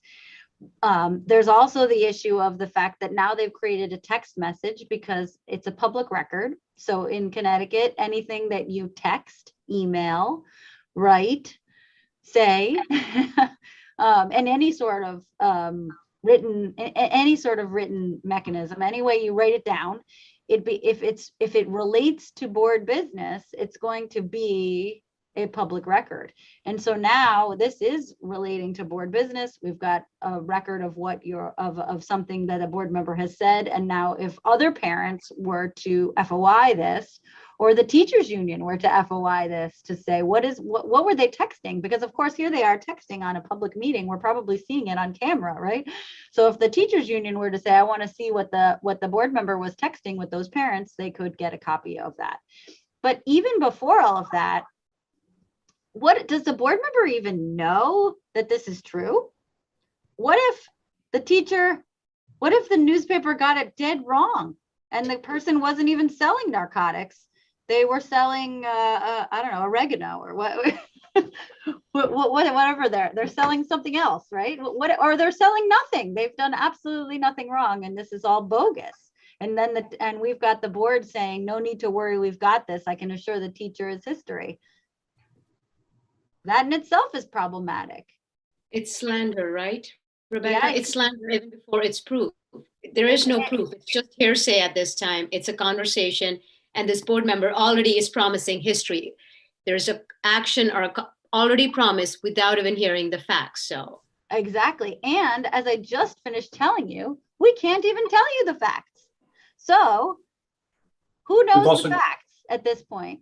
I have a question. We've got more questions from Tom. Yes, sure, So Tom. to me, that board member is biased, so they're not impartial anymore. So that board member can no longer sit on in any quasi judicial capacity. So now you're Exactly. down to a board of 8 to decide something, right? Exactly. That board member has now knocked themselves out of being in that quasi judicial fashion. And so then if this were to be this really serious incident that we need the board to act to determine whether to terminate this teacher's contract, let's say this narcotics thing is true and the person won't resign, and we don't want this dangerous drug dealer working with the students of Ridgefield, we need our board members to be able to handle that, right? And to be able to be impartial and to handle the hearing. And if they've written things like this, it certainly draws that into question. Amy. I have a question that might be a little more realistic, I think. Let's say that someone posts something about this on social media, and then a board member comes along and states a very strong opinion about the subject, such as, this teacher was way out of line, this was wrong, no one should be selling drugs. If they were selling drugs, they need to be kicked out immediately. But saying some sort of very strong opinions, but it's on social media, and they're not saying, I'm saying this as a Board of Ed member, they're just saying it as themselves. Right. What about that? Well, Amy, it sounds a little problematic to me, right? If someone were asking, right? And what you've described, I'm sure happens in all kinds of places, right? Because social media is so dangerous for this exact reason, right? We forget that once you write it on social media, we all tell our children that once you write it on social media, you're never getting rid of it, right? At least I must say that to my teenage child at least 10 times a day. But we forget it ourselves, right? So, and in Amy's scenario, this person is online making this statement. Does it matter whether they say they're saying it on behalf of the Ridgefield Board of Ed, or they are saying it because I'm a Ridgefield Board of Ed member? I think it matters that they are clear whether they're speaking as themselves or the Ridgefield Board of Ed. But I'll be honest with you, everybody knows you're on the Ridgefield Board of Ed. And so if you're on social media taking a strong position about teacher employment matters, and you think that that's not going to get spotted and brought to other people's attention, I think you're fooling yourself. I think in this day and age, you need to think about that, not necessarily because it's illegal, but because it jeopardizes this impartiality, right? It potentially could have consequences for the district, because if you take a position and then you find out later that there were facts that you were not aware of that would have made you say something different than what you said online, that could be problematic. And also because even if you don't say I'm on the Ridgefield Board of Ed, people know you're on the Ridgefield Board of Ed and they will connect it. So I think you want to be really cautious. So I would definitely caution people with social media. I'm not telling you cannot go on social media. I'm not telling you cannot have opinions, because you can go on social media and you absolutely can have your own opinions. But I'm just telling you to be cautious in what you say and think before you write, because you don't always know the facts, and because whatever is out there is out there. Ken, yes. Well, wouldn't that also, to Tom's point, preclude them from adjudicating anything related to that matter? I mean, I think it would, if that teacher or the teachers union or the attorney representing the teacher were to say, how can you serve on this? How can you're not impartial because I have this social media post that says that you took the strong position. I think they'd have a good argument. well, that what that's about other problematic. members of the board? Could we act to recuse that individual? Could we force them to recuse themselves? As a practical matter, what would likely happen, Ken, is we would have a conversation with that person and we would say, don't jeopardize the rest of us. We want this, would you please recuse yourself and not be involved in this because you've done this? And we don't want the rest of us being, we want the ultimate decision to be fine. And so yes, I think that that's likely what would happen. But I think it's just as likely, given, a certain very strong, if it's a strong-headed personality, they might say, no, I'm not recusing myself. So what could the board force that person to recuse themselves? I think that I've never had that situation when I think yes, you can, as the board, I think what would happen is the board chair would have a strong conversation with that person about them about them jeopardizing it for the rest of the board. And in most instances, they would not. Well, but at that point, the toothpaste is out of the tube already. And you can't put it back in. You can't now pretend that person isn't biased one way or the other. Yes. Even if they came out and supported the teacher. Correct. So I think. Go ahead, I'm sorry. Go ahead, Ken. No, go ahead. No, I'm agreeing with you. I think that would be how that would play out. Oh, okay. So we could, the board chair, we could have a motion to force that person to recuse. I mean, how would that work?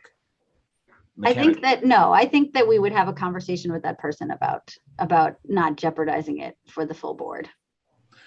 Right, but they already have. They can't be independent anymore. So they couldn't adjudicate that. And they refuse to recuse themselves. How would we? Obviously, we'd be on the phone with you trying to figure it out. We would be sorting it out. I think we would be sorting it out. And I think we would get the person to recuse themselves. But, all right, let's go. We'd make him an offer they can't refuse. Ken, we'd make him an offer. Right. Exactly. Right. Exactly. I think we'd make it clear that we needed them to do that. Okay. Because it could work both ways too. They could come out in support of the teacher and be, this is the best teacher that's ever been. He or she made a mistake. They didn't mean it. Whatever the case may be. So either way, they're not impartial. Agreed. Yeah. And my ultimate concern is I just want to make sure that the ultimate decision of the board isn't questionable. Right. Exactly. Okay. Thank you. Sorry. No worries. Jonathan, did you want to say something else? I just was but Rachel's got her hand up and then I'll. Oh, okay. Rachel, did you have your hand up? I did. Jonathan, you can go first, though. It's okay. The only thing I was going to ask is if we change the hypothetical a little bit, the social media post in question is not pointed at one of these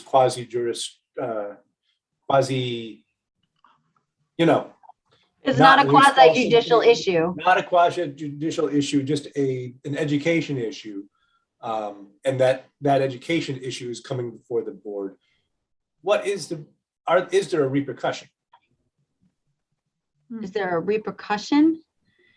For that board member having made that post, other than? I mean, it so depends on what they said. It definitely depends on what they said, Jonathan. I mean, obviously if a board member commits defamation, a board member can be held responsible for defamation. If they're speaking as themselves and they're defaming someone, they can be sued by the person who they're defaming. So I think they need to be very careful about what they're saying in terms of ramifications. But in terms of just speaking on behalf of the board, I think, as I said before, you can speak on social media, but I think that it's important, one, that you're really clear about whether you're speaking for yourself or you're speaking for the board. And the only way you should be ever able to speak for the board is if the board has authorized you to do so. So there would have had to be a meeting at which they said, or which the rest of you said, we are empowering whomever to speak on behalf of us in this issue. And if that hasn't happened, then you should be speaking as an individual, and you should know as an individual in any capacity, if you do something like defame someone or slander someone, that there could be ramifications for you and you're not protected.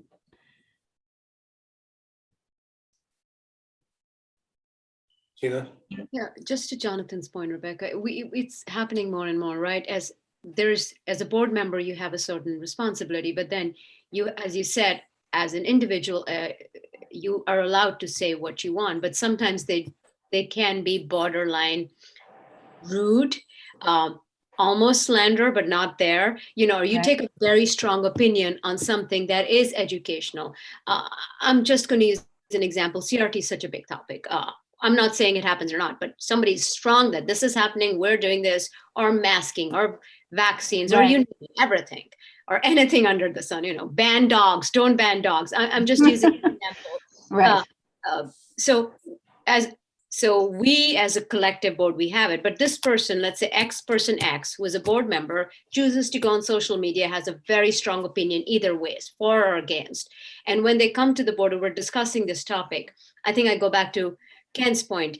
How do we as a board make sure that this person, it's a fair decision? We're already not got one vote that is already going to go to that way. It's just so confusing sometimes. And I do respect that everybody has an opinion, but when we sit there collectively, it gets sometimes uncomfortable because we already know X person's opinion was shared. So I think, am I right, Ken? That's what we're trying to figure out. How do we work this as a group? How do we make decisions? Do we take a board vote? Do we ask X person, because this was shared publicly, to recuse themselves? But then the reply could be, I can say whatever I want as a private citizen, as an individual.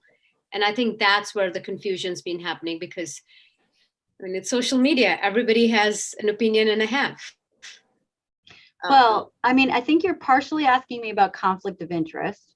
So there's a question about conflict of interest, and I want to make sure I don't go too late, because I don't want to, I'm getting off topic a little bit, but I think you're partially asking me about conflict of interest, and a board member has a conflict of interest separate from what we were talking about in the quasi judicial, is that a board member has a conflict of interest if they have a direct relationship with a person. So like, let's say it's an expulsion matter, and and the kid is your best friend's child. You might have a conflict of interest because you won't be able to make a decision without being biased by how you feel about that child or your relationship with the person who's at issue. And that could be true of any issue, right? You're talking about any sort of issue if you have some sort of personal interest in the issue. Or a conflict can be if you have a financial interest. So you work in that business and the board is talking about a contract over which you have some sort of financial interest.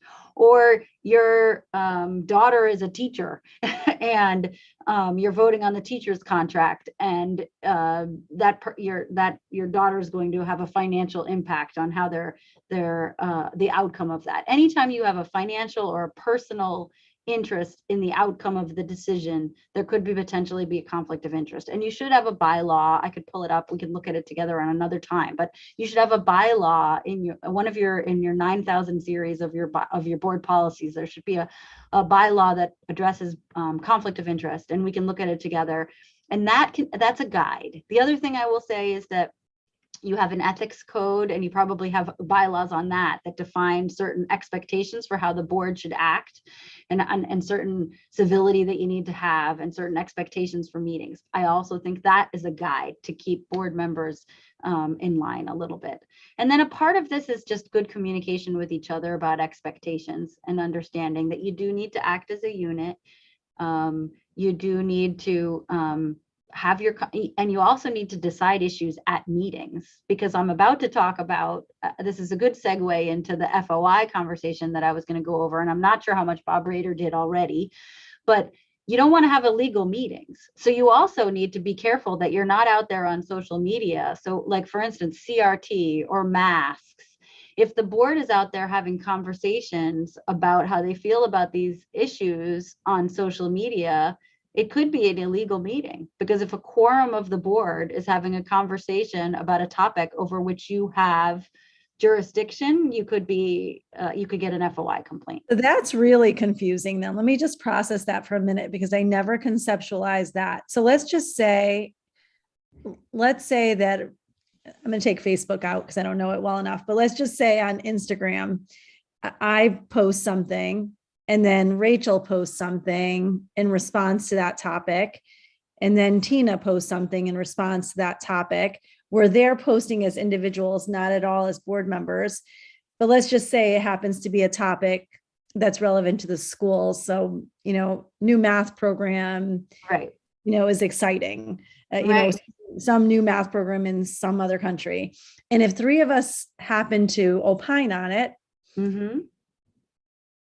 but we're opining as three separate individuals, maybe we're friends outside of our board. Right, but you need to be cautious, because what the FOI says is that a meeting is defined as a quorum of the board having a discussion over a matter over which you have jurisdiction.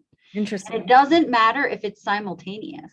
Like, it doesn't mean like three people talking at once. So they've determined there's been FOI case law that a series of these comments. So like if Ken were to email Rachel and then Rachel were to email Amy, or same thing like, with direct messaging on Facebook or whatever, they're having a conversation about one of these topics. It could be a meeting if somebody were to find out that they were having those conversations and make a complaint. Because in theory, it's really no different than having a secret conversation in the parking lot after the meeting, right? The idea of the Freedom of Information Act is that the public should get to hear the conversation and the thinking of the board on important topics over which they have jurisdiction. And that you shouldn't get to have conversations without the public being able to listen in, unless it's one of the permissible reasons for executive session. I have a question. So Yes. Why shouldn't it be the rule then that we never email, text, or post on any topic that may come before the Board of Education? Because I think people are trying to strike a balance from the fact that you're allowed to be an individual and you're allowed to have opinions. You could have that rule, Tom, if you wanted to, but that would be very restrictive, because the Freedom of Information Act doesn't say no one may ever speak on issues over your jurisdiction. It says that a quorum of the board cannot have a discussion outside of the public forum, so that because what the Freedom of Information Act is trying to prevent is you making decisions outside of a meeting. So one person speaking on a topic technically isn't a violation of the Freedom of Information Act. But if that one person were to speak and then another person were to chime in and it becomes a discussion about a topic over which you have jurisdiction, then it becomes a meeting. So your rule would be the safest way to avoid ever having an illegal meeting, but it would be a very stringent rule, more stringent than what most boards have in place, because most board members wouldn't agree to the rule because they want to be able to speak themselves at times. Thank you.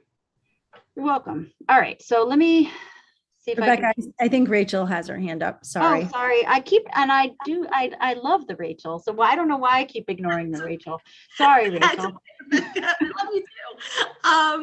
No, I was just what I wanted to say before, I think it actually goes back to, Tom, you made some excellent points tonight, and you brought up the word common sense, right?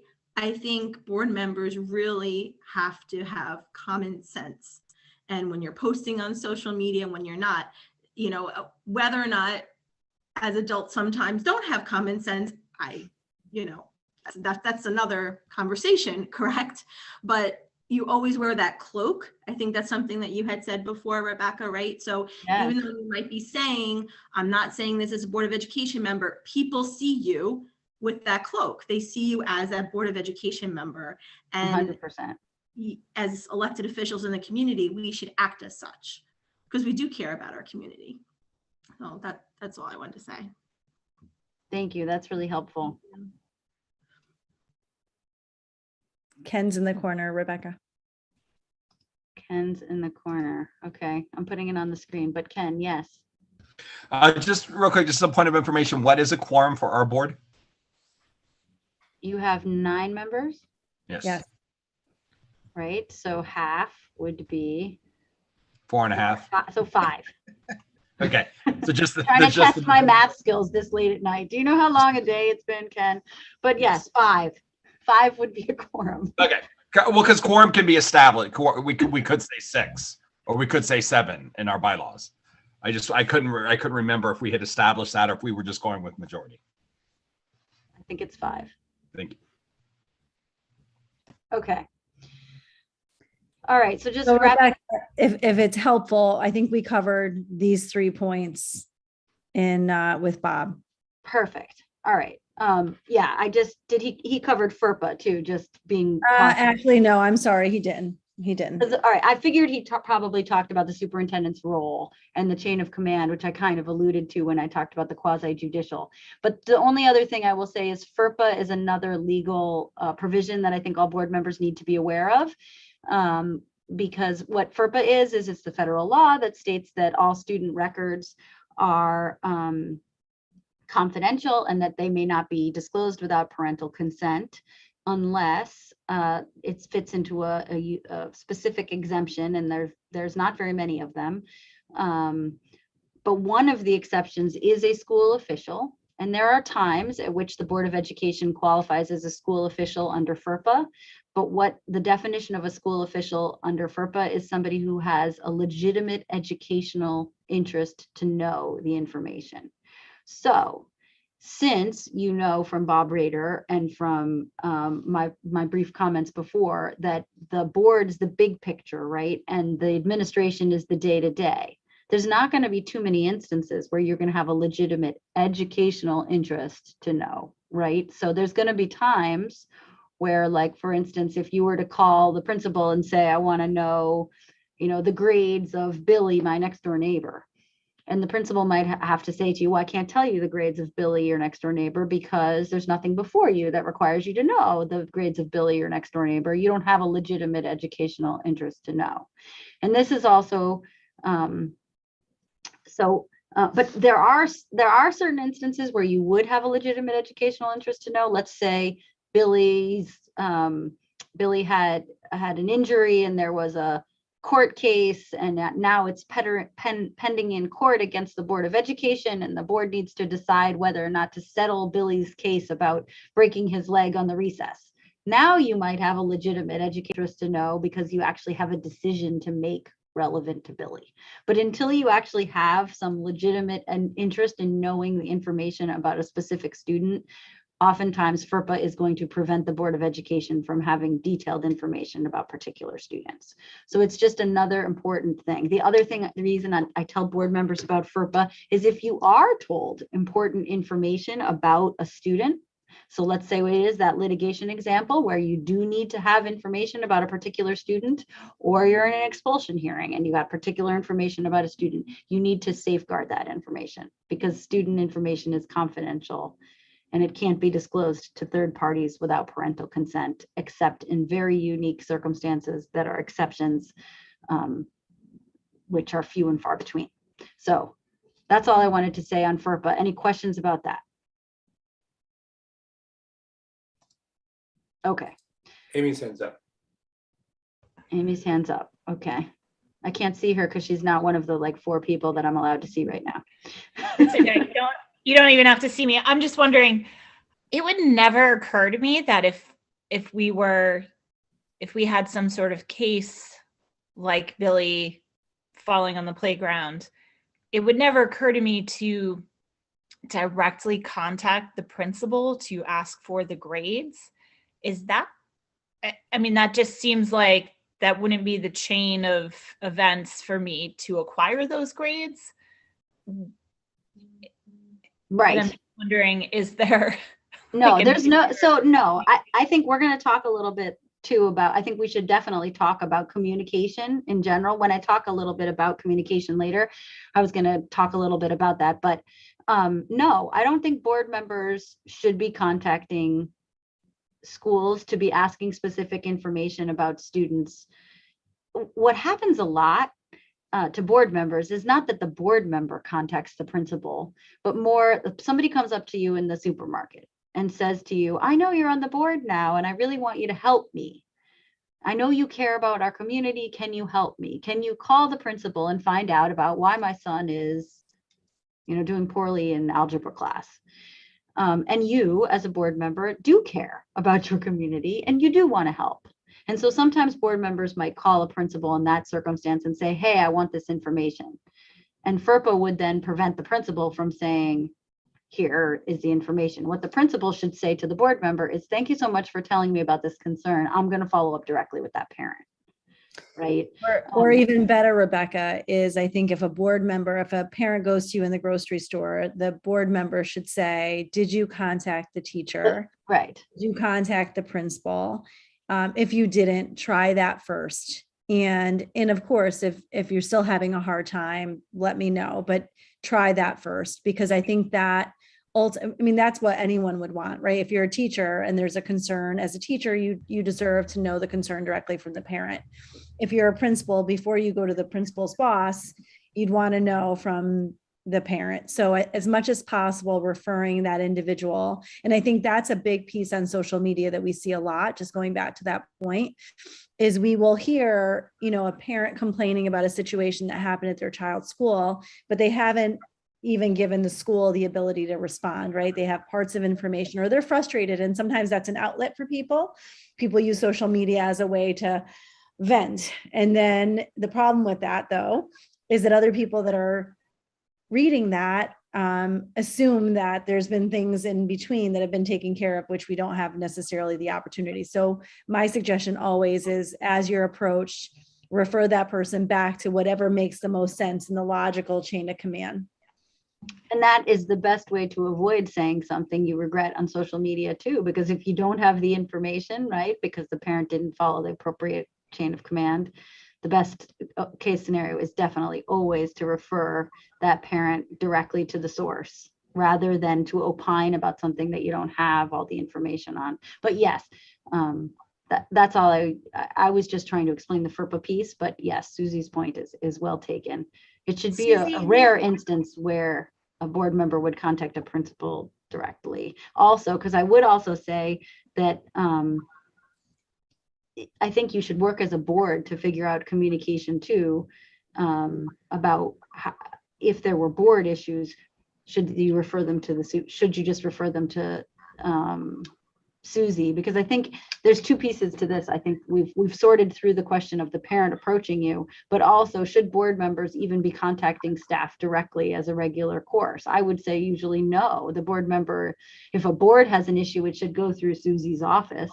I would definitely say no to that, and for lots of different reasons. But the level of,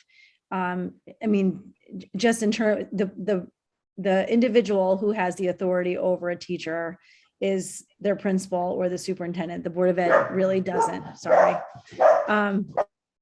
Sorry, but that really should be board members in general, just as a best practice, should not engage with teachers. If they have a concern, the board chair or myself is certainly, and then we can go and dig through and circle back in a way that doesn't impact confidentiality at all. Amy, you had a question. Yep. Just wondering, I know we were talking about it earlier. Is there a PDF or some sort of picture that explains a large map of exactly what the specific chain of command is? I know at the CABE conference that we went to in December, we were speaking about this. They asked the room, how many of you have been approached at the grocery store, out on the soccer field with these questions and concerns? And obviously, I know I'm just one person. I don't speak for the board. I have no power individually. And I know that I need to refer people to the correct source to get the information that they want. But sometimes I know exactly who that would be, and then others, it's a little bit more complicated, a little bit trickier. Is there some sort of resource that I can look at to see exactly who I should be referring to people when they're asking these more complicated questions?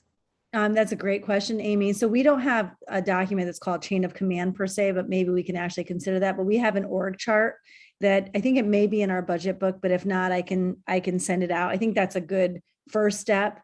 We can add to that. So transportation questions, this is who you contact. Food service questions, this is who you contact. But we can definitely add to that so that it's clear for the board in terms of like, who do you go to when you have X problem? From other districts that I've worked in, it's been really helpful, not only for the board members, but quite frankly, for other members that are looking to have their questions answered and not sure who to go to. So we can clear that up for sure. That's a good suggestion. Perfect.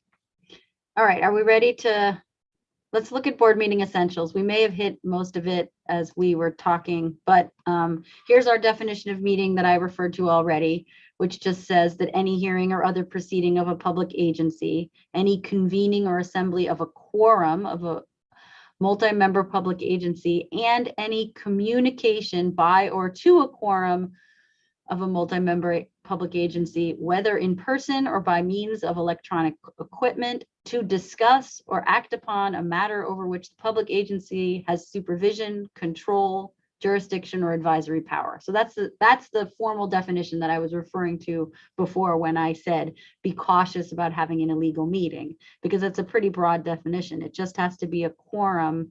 It doesn't have to be in person. It can be electronic equipment. And all they have to be doing is discussing or acting upon a matter over which you have supervision, control, or advisory power. So that's the statutory language. There are some exemptions to that, exceptions to that. A meeting does not include a personnel search committee. So if hopefully you don't have to do this for a long time, but if you ever had to hire a new superintendent, there's a process by which you can create a personnel search committee. Second time that topic came up, I think I said, I hope you don't have to do this for a long, long time. Did I not? I absolutely said that. Right. So you shouldn't have to do that, but that does exist. There is an exception for that. There's also an exception for a chance or social meeting, because let's say if 5 board members happen to attend a certain PTO meeting, that doesn't mean that you've had an illegal meeting, right? You're allowed to have a chance encounter. 5 people could be in the supermarket at the same time. That doesn't mean that it's a meeting of the board. There's an exception for strategy or negotiations with respect to collective bargaining. This is why we don't have to post our meetings if we negotiate with the teachers or the administrators or any other bargaining unit. There's a specific exception, obviously, because if we were to negotiate in public session, the teachers would get to hear exactly what we had as our authority, and it would ruin our bargaining power, right? So there's an exception for that.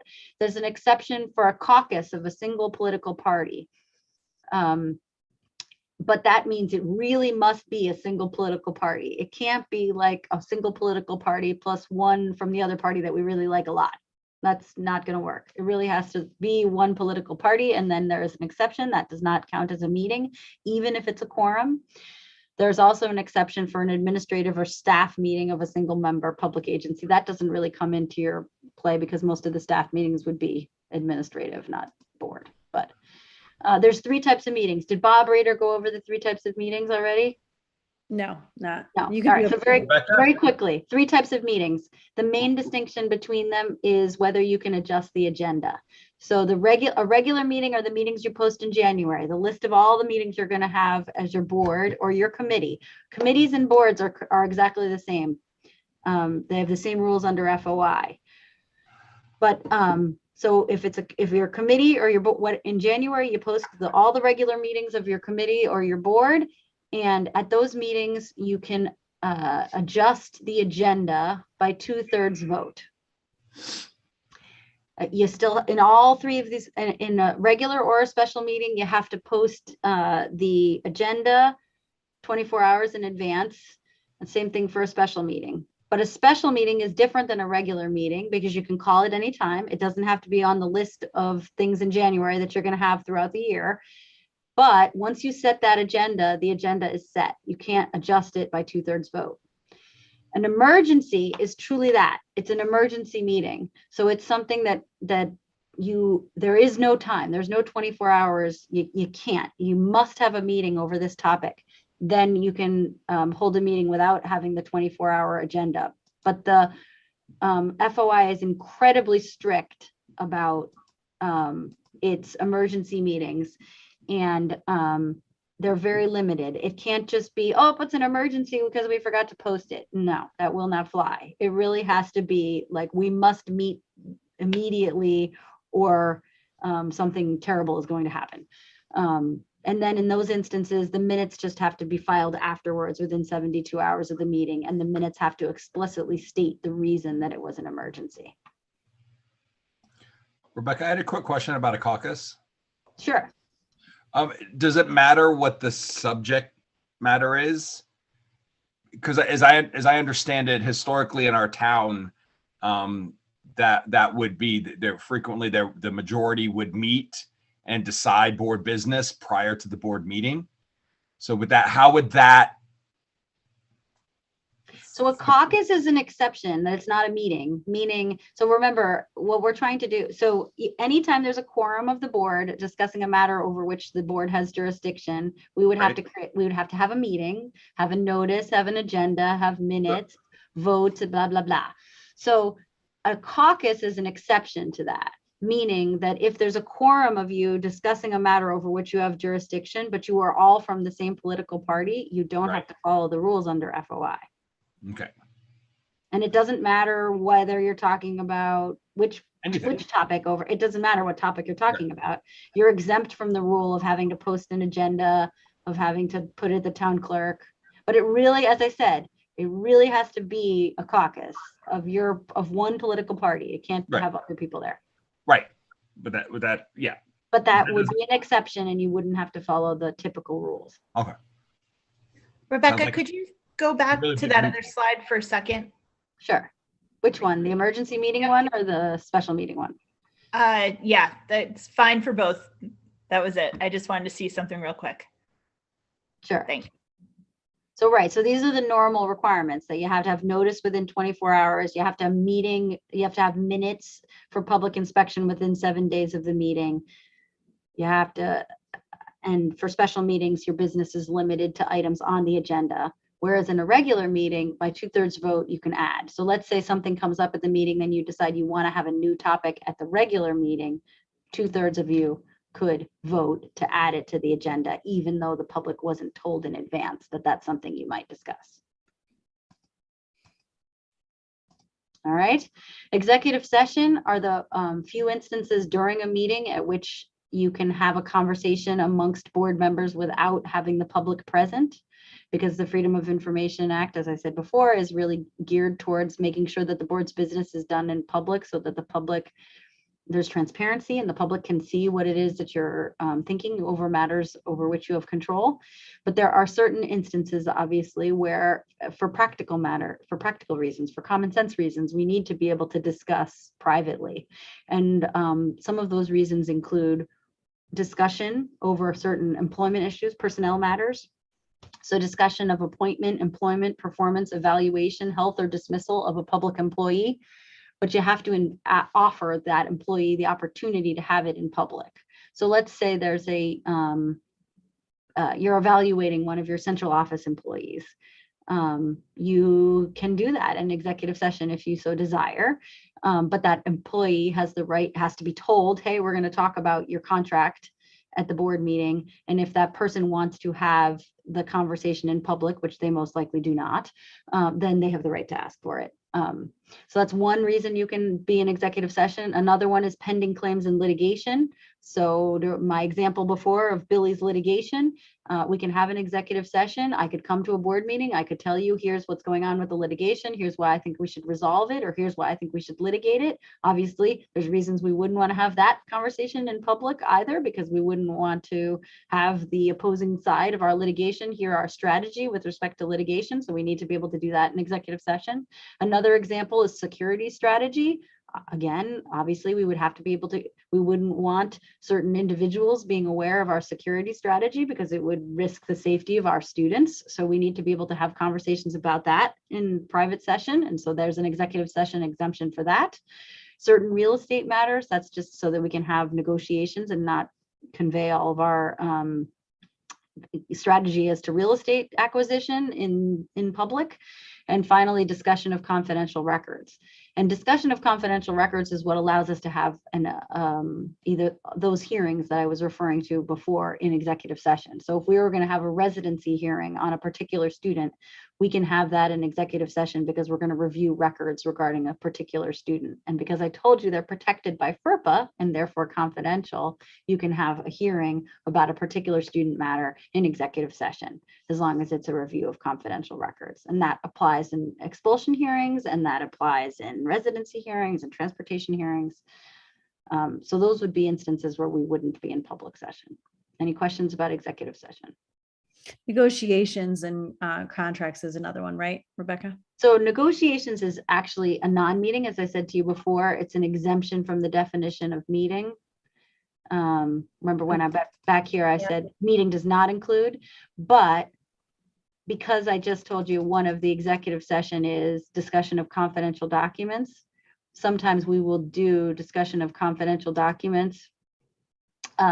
Sometimes collective bargaining could also be an executive session for discussion of confidential records, because let's say we've got a tentative agreement with the teachers that hasn't been approved yet. At that moment, it's confidential, right? So we could have an executive session to review the confidential document before it's approved. So it can kind of fit in both categories. All right. But you have to be, the warning I would say on executive session is you really have to stick to these topics. If you wade into other conversations, you can get yourself in trouble.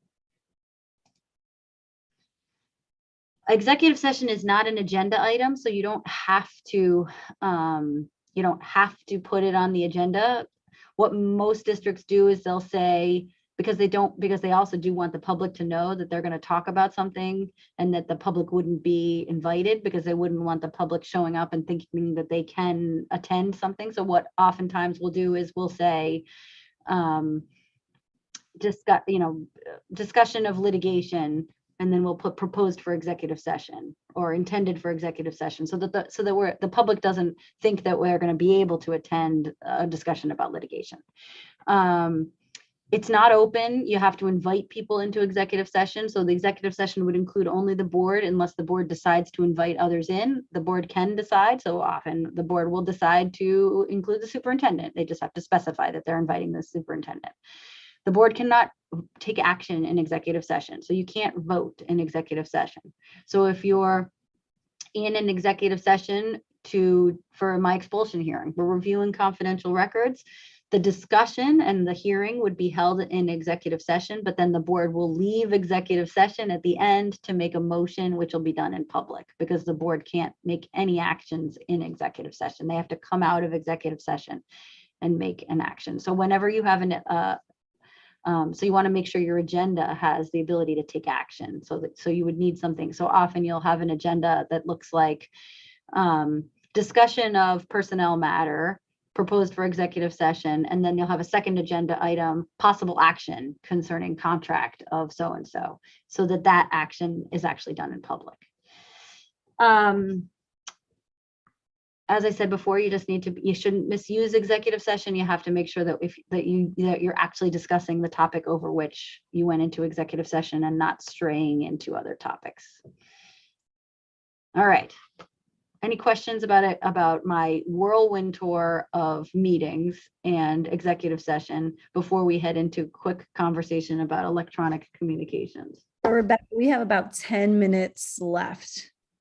Okay, well then I'm going to have to do the whirlwind tour of electronic communications.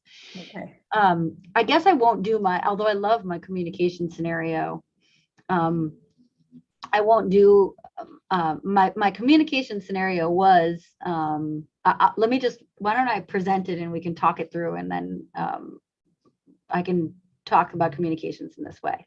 So I had a scenario where we were going to talk about 3 members of the Board of Ed post a letter on Facebook addressed to the Governor and Commissioner of Education. In the letter, they urged that the mask mandate in the schools be lifted, and they identify themselves as members of the Ridgefield Board of Ed. So we talked a little bit about this already. Some of the other board members also believe that students should not have to wear masks in school. Those members see the post and are mad that the 3 board members did not let them know about the letter in advance by inviting them to join the discussion. So this scenario was intended to talk about some of the things that we actually talked about already, the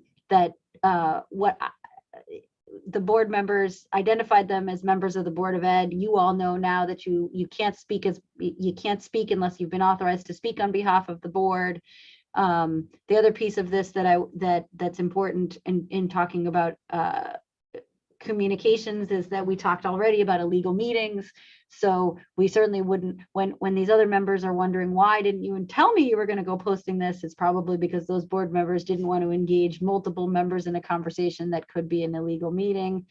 And we want to be conscious that whenever you speak on behalf of the board, that you have authority to do so. Otherwise, you need to be clear that you're speaking in as an individual, and all the cautions that we had a wonderful conversation about before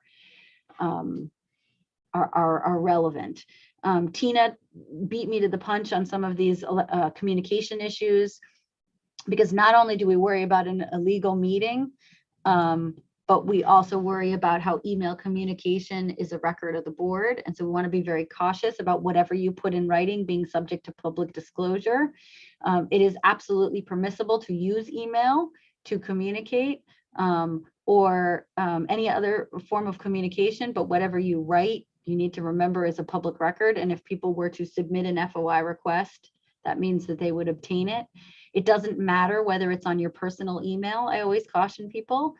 It doesn't matter if it's on your personal phone. If it's a subject over which you have jurisdiction, you need to be cautious and be aware that it could be, that it's likely a public record over which you would have to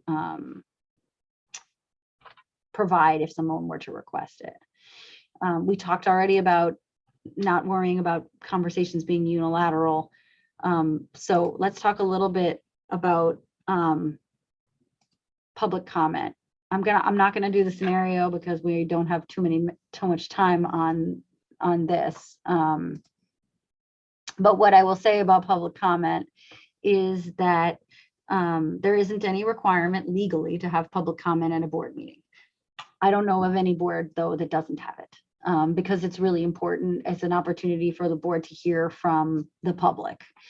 It's important to know that if you do have public comment, though, that you've created a public forum and you can't regulate the viewpoint of the speaker. You can only regulate the time, the place, and the manner of the speech. So what does that mean in English and not in legalese? That means that you can set time limits. You can say, you know, we only allow speaking for 3 minutes. You can say that you have to be present in order to share your, either on Zoom or in person, in order to, in other words, we're not going to read in emails that you send us. You have to actually participate in the meeting to share the meeting. You can set those types of rules, but you can't discriminate based on content, which means that you can't say things like, you can't speak about board employees because you can't speak negatively about board employees. We couldn't set a rule like that because unless we're going to say you can't speak about board employees at all, which is very hard to do, because if somebody wins Teacher of the Year, you better believe we're going to talk about it at the board meeting, right? So it's very hard to say we're never going to speak about employees ever, because we're going to want to talk about it if it's positive. So so unfortunately, you can't have a rule like you can't speak negatively about the board or its employees. You can set rules, though, however, about you can't be vulgar, you have to be respectful, you can't swear, you can't threaten people. Those are perfectly appropriate expectations. And if you do have such expectations, it's helpful to be clear about what those expectations are. I do always caution the board that public comment is for the public. It shouldn't be a back and forth with the board. Why not? For some of the reasons that we were talking about before. a lot of times we're not really equipped to have a back and forth conversation when someone comes to public comment, right? Because all those reasons that we talked about, we don't know whether what the person is saying is true. We don't know all the details. We don't know whether administration has investigated it and have additional information. So all of those reasons that we said to be cautious about speaking on social media apply for public comment as well. That doesn't mean that we shouldn't take it seriously. It means that we have to decide whether to put it on a future agenda and address it at another time. But having in most instances, the board is not going to be equipped to have that back and forth conversation. So I would caution you not to do it. All right. So what I have remaining are just some suggested best practices. And then I'll leave my last like 1 minute or 30 seconds or whatever it is, Susie, for questions. But some suggestions for things that I think are help the boards that I've worked with be strong boards is model desired behaviors for the school district. This returns to our conversation before, right? Think about the fact that you represent your community. You were elected to be a representative. Think about that before you speak, before you act, before you text, before you go on social media. Model how you want people to behave in your meetings. Model how you want students to behave. Model how you want staff to behave. And that's a really great guide to how you should behave in a board meeting. Communicate to all stakeholders, students, staff, public, the vision and the values of the board, but do that at a board meeting through your policies, through your communications, through the topics you put on your agenda, not through conversations in the supermarket, right? Focus the primary and essential work of the school district. You have great administrators, work with them, be a team, be clear about what your goals are, and create a board and a district culture that's consistent with that work, important work that everybody's doing. Regularly review and evaluate structure, conduct, and success of board meetings. I think it's really helpful to take time to think about what is working, what is making our meetings work well, and what isn't. Evaluate yourself. Take the time to think about how to improve, because I think that strong boards do that and it helps. Ask others to evaluate the effectiveness of board meetings. It's sometimes important to do to get the input of the public in order to make them feel heard and in order to make sure that they feel that they're getting the most out of board meetings. Make board governance, including the conducting of board meetings, a board goal and part of your self-evaluation process. Having some form of self-evaluation process is really helpful. Some don'ts. Not best to spend time at board meetings on administrative matters because you're not the administration, right? We definitely don't want to single out and criticize individual employees because if you do it, the public will do it because we're modeling behavior for the public, right? Not a good idea to debate with the public. As I said before, most times we're not equipped to debate with the public. We should think through issues. We should be cautious about them. We should, if we were putting something on an agenda, let's be planful about it. Let's have the facts and let's make good decisions based on information in front of us. But we also don't want to tolerate rude or inappropriate behavior. So when I'm telling you don't debate with the public, that doesn't mean let them make a mockery of our proceedings. If they're acting inappropriately, we can ask them to leave. We can tell them that we don't permit people to participate in public comment if they're being rude or inappropriate. We definitely don't want to personalize things or allow discussions at meetings to devolve into personal attacks between board members. You are a team. You care about each other. You care about the district. You care about the students. Focus on that. So yeah, I think, focus on board and district priorities, come prepared, all good, common sense, to return to our theme of common sense, right? Think about who your audience is, model behaviors, and remember why you're there. You're there for you're there because you care about students. And I know you know that. I know I don't need to say those things because in the years that I've had the privilege of working with you. I know you are all incredibly committed, those who I've worked with and those who are new. Nobody signs on to hours of evening meetings if they don't care about their community and want to be there and want to be an example for students and staff. So I know you're going to be able to do all those things. And I know that it goes without saying. But I hope some of that was helpful. I wish I could do more scenarios. I could do those all night. It's a little hard over Zoom, but yeah, I am super dorky. And anytime anyone wants to do scenarios with me, no matter what time of night it is, I am in. All right, Rebecca, thanks a ton. But before you leave, I actually just want to make sure that the board doesn't have further questions on public comment, because I do know that that was a topic that came up early on. We've heard both Bob and Rebecca speak to it, and we're going to speak to it in a little bit, but I just wanted to make sure that there weren't further questions on public comment. Tom? I had a question, but not on public comment. Okay. Just for point of my own understanding, who is the actual client? Is it the superintendent? Is it the Board of Education? Is it the district as a whole? So who is the actual attorney-client relationship with? It is the Board of Education. The Board of Education is my client. So I don't represent the superintendent of schools. However, as I started off at the beginning of my presentation saying, the superintendent is the CEO of the district. So I speak to the superintendent on a very frequent basis, but because she's acting on your behalf, running the operations of the district. But my client is the Board of Education. But those conversations with the superintendent are protected by attorney-client privilege because the superintendent is CEO of the board. Correct. Yes. Got it.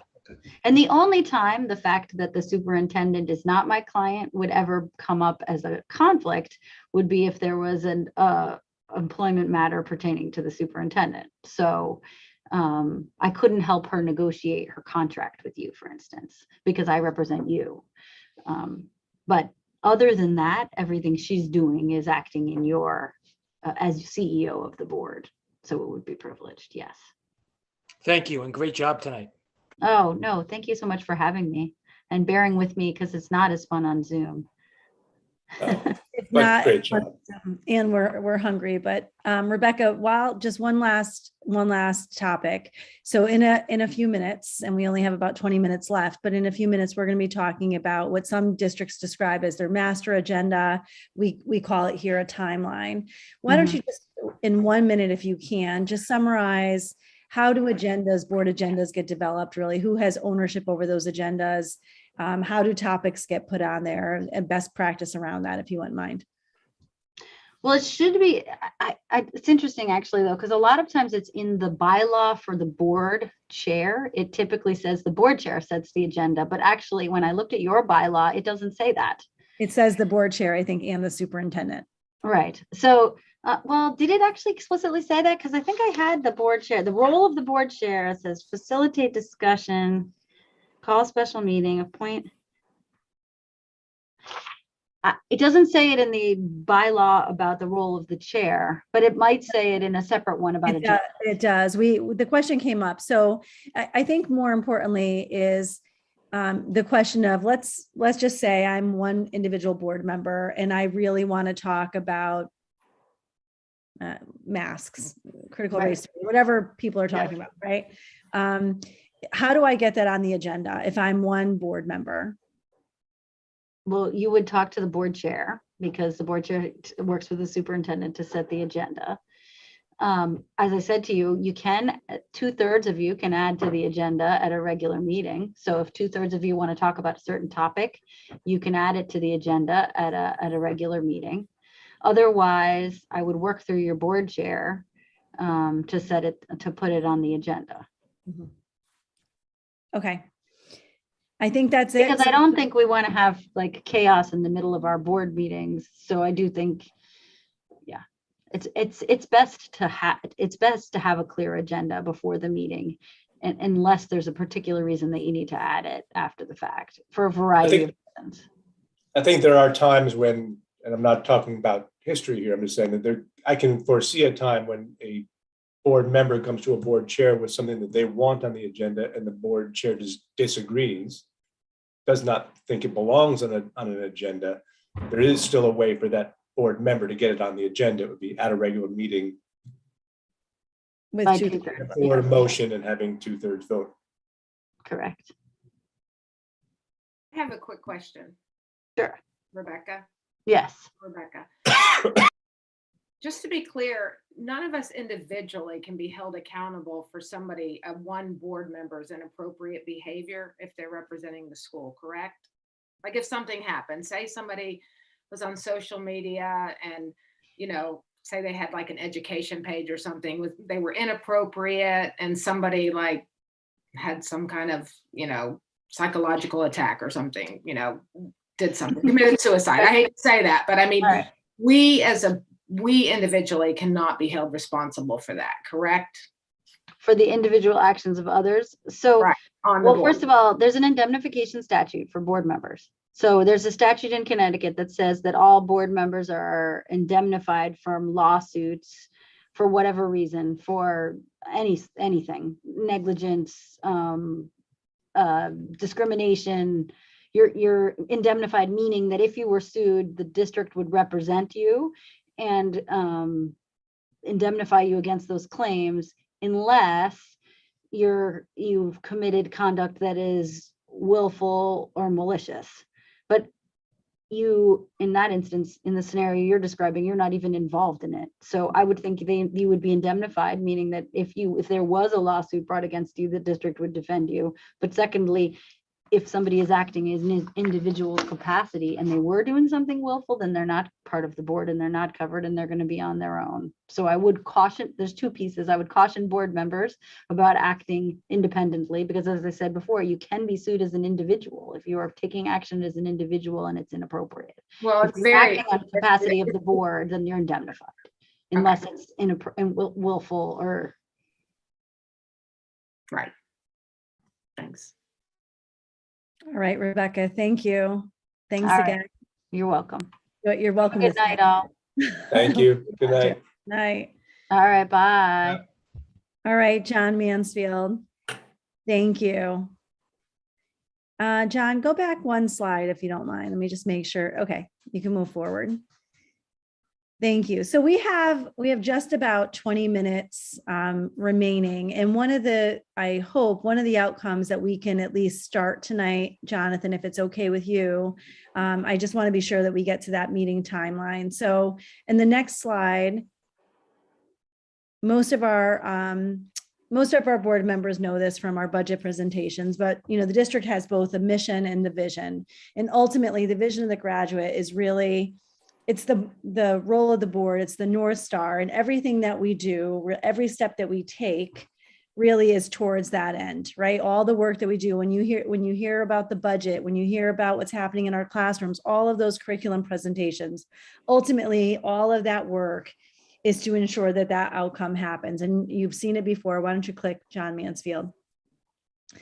You've seen it before. Here's the document. And you might remember from my budget presentation, or you can certainly go to our Board of Education site. You'll see each of these attributes defined and what that really means to the RPS graduate, and all the work starting in our preschool, even though we don't have every child, all of the work that each of us do towards that outcome. So we look to the end before we begin. That's ultimately what the vision of the graduate is. And so why don't you click over, John? So we have our Board of Education goals, which Jonathan will speak of. We have our district priorities. And then the through line that I want to hope to get to tonight is the master agenda. So that's all of the topics, the work, and then of course the committee work that ultimately ensures that we're getting to this, right? That we're getting to that vision of the graduate. So the Board of Education goals that support the district priorities that ultimately work towards that vision of the graduate, all of that should be built into that master agenda. And the master agenda for us is, September We started in September to June, but then after that, we're back to September. So what's the work that needs to be accomplished thereafter to ensure that we're getting to that vision of the graduate? These Board of Ed goals, which Jonathan will speak of, I think we developed this past August, right, Jonathan? And we approved them in October. Yeah.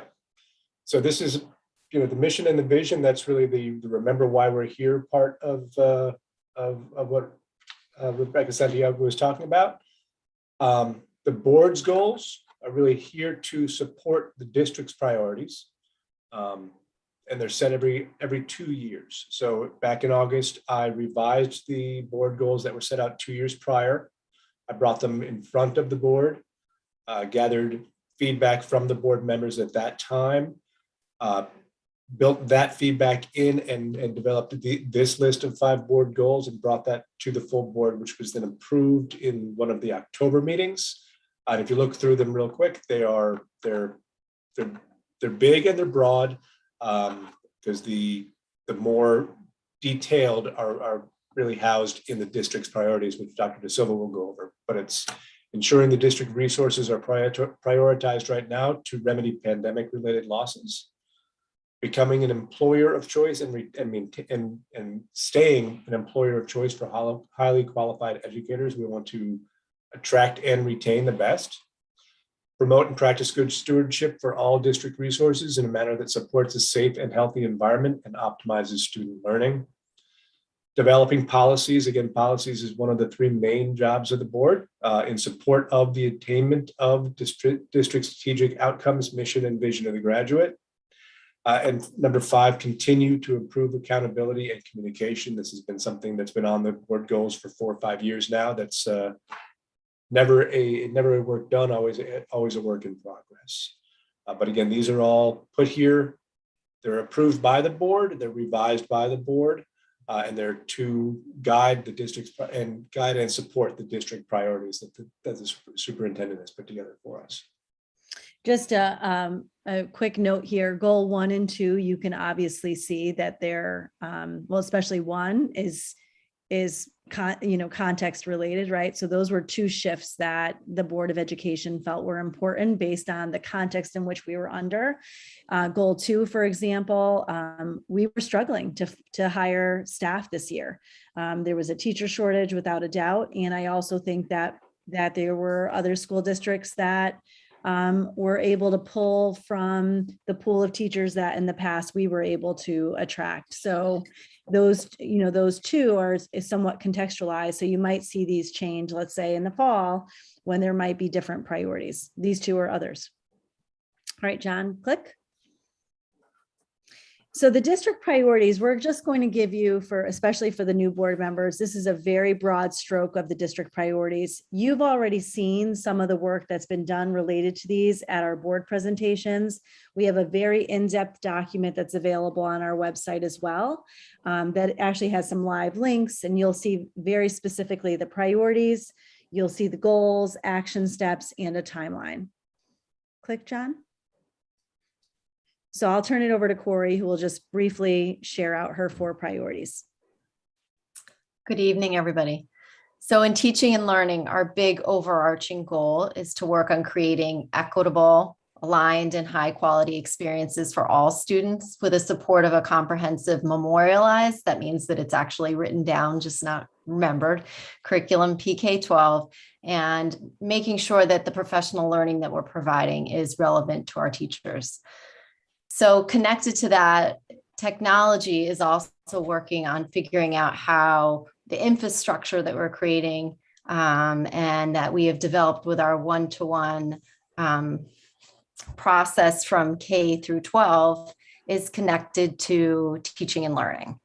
So what kind of innovations can we use that can help move that forward, that are created, that are connected to technology?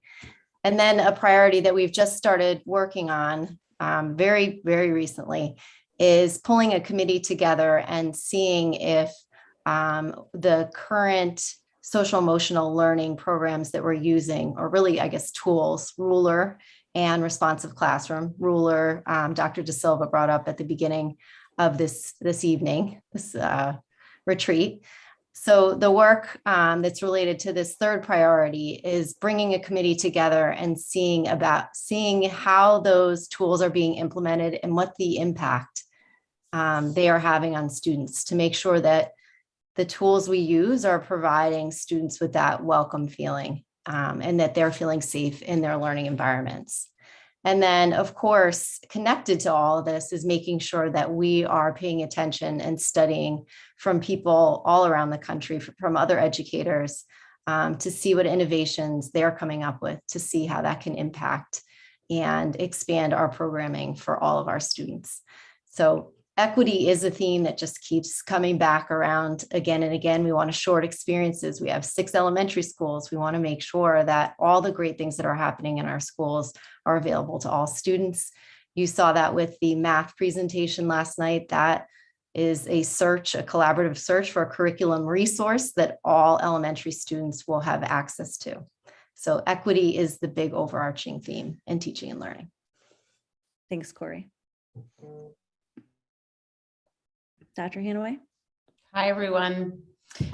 So our priority for this coming year, especially given, I think, what you've heard from us on Saturday, and then again from us last night, is to continue to expand our service delivery models within the continuum of special education services. We had had this priority explicitly just around co-teaching for the last school year.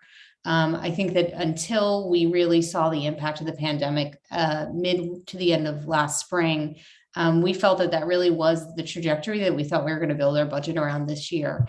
Co-teaching is still a priority, mostly at the secondary level, continuing to improve upon the model that already exists. And we are in the early stages of exploring it as an option within the service delivery model models that we currently have. We're not ready to implement at the elementary level for the coming school year, but with the addition of new students and new needs, we have to expand and improve upon the current service delivery models that we have. And so that's why this is our priority for the coming year. Joe? Joe there? Oh, Joe, you're on mute. I had to be the one, right? You know what?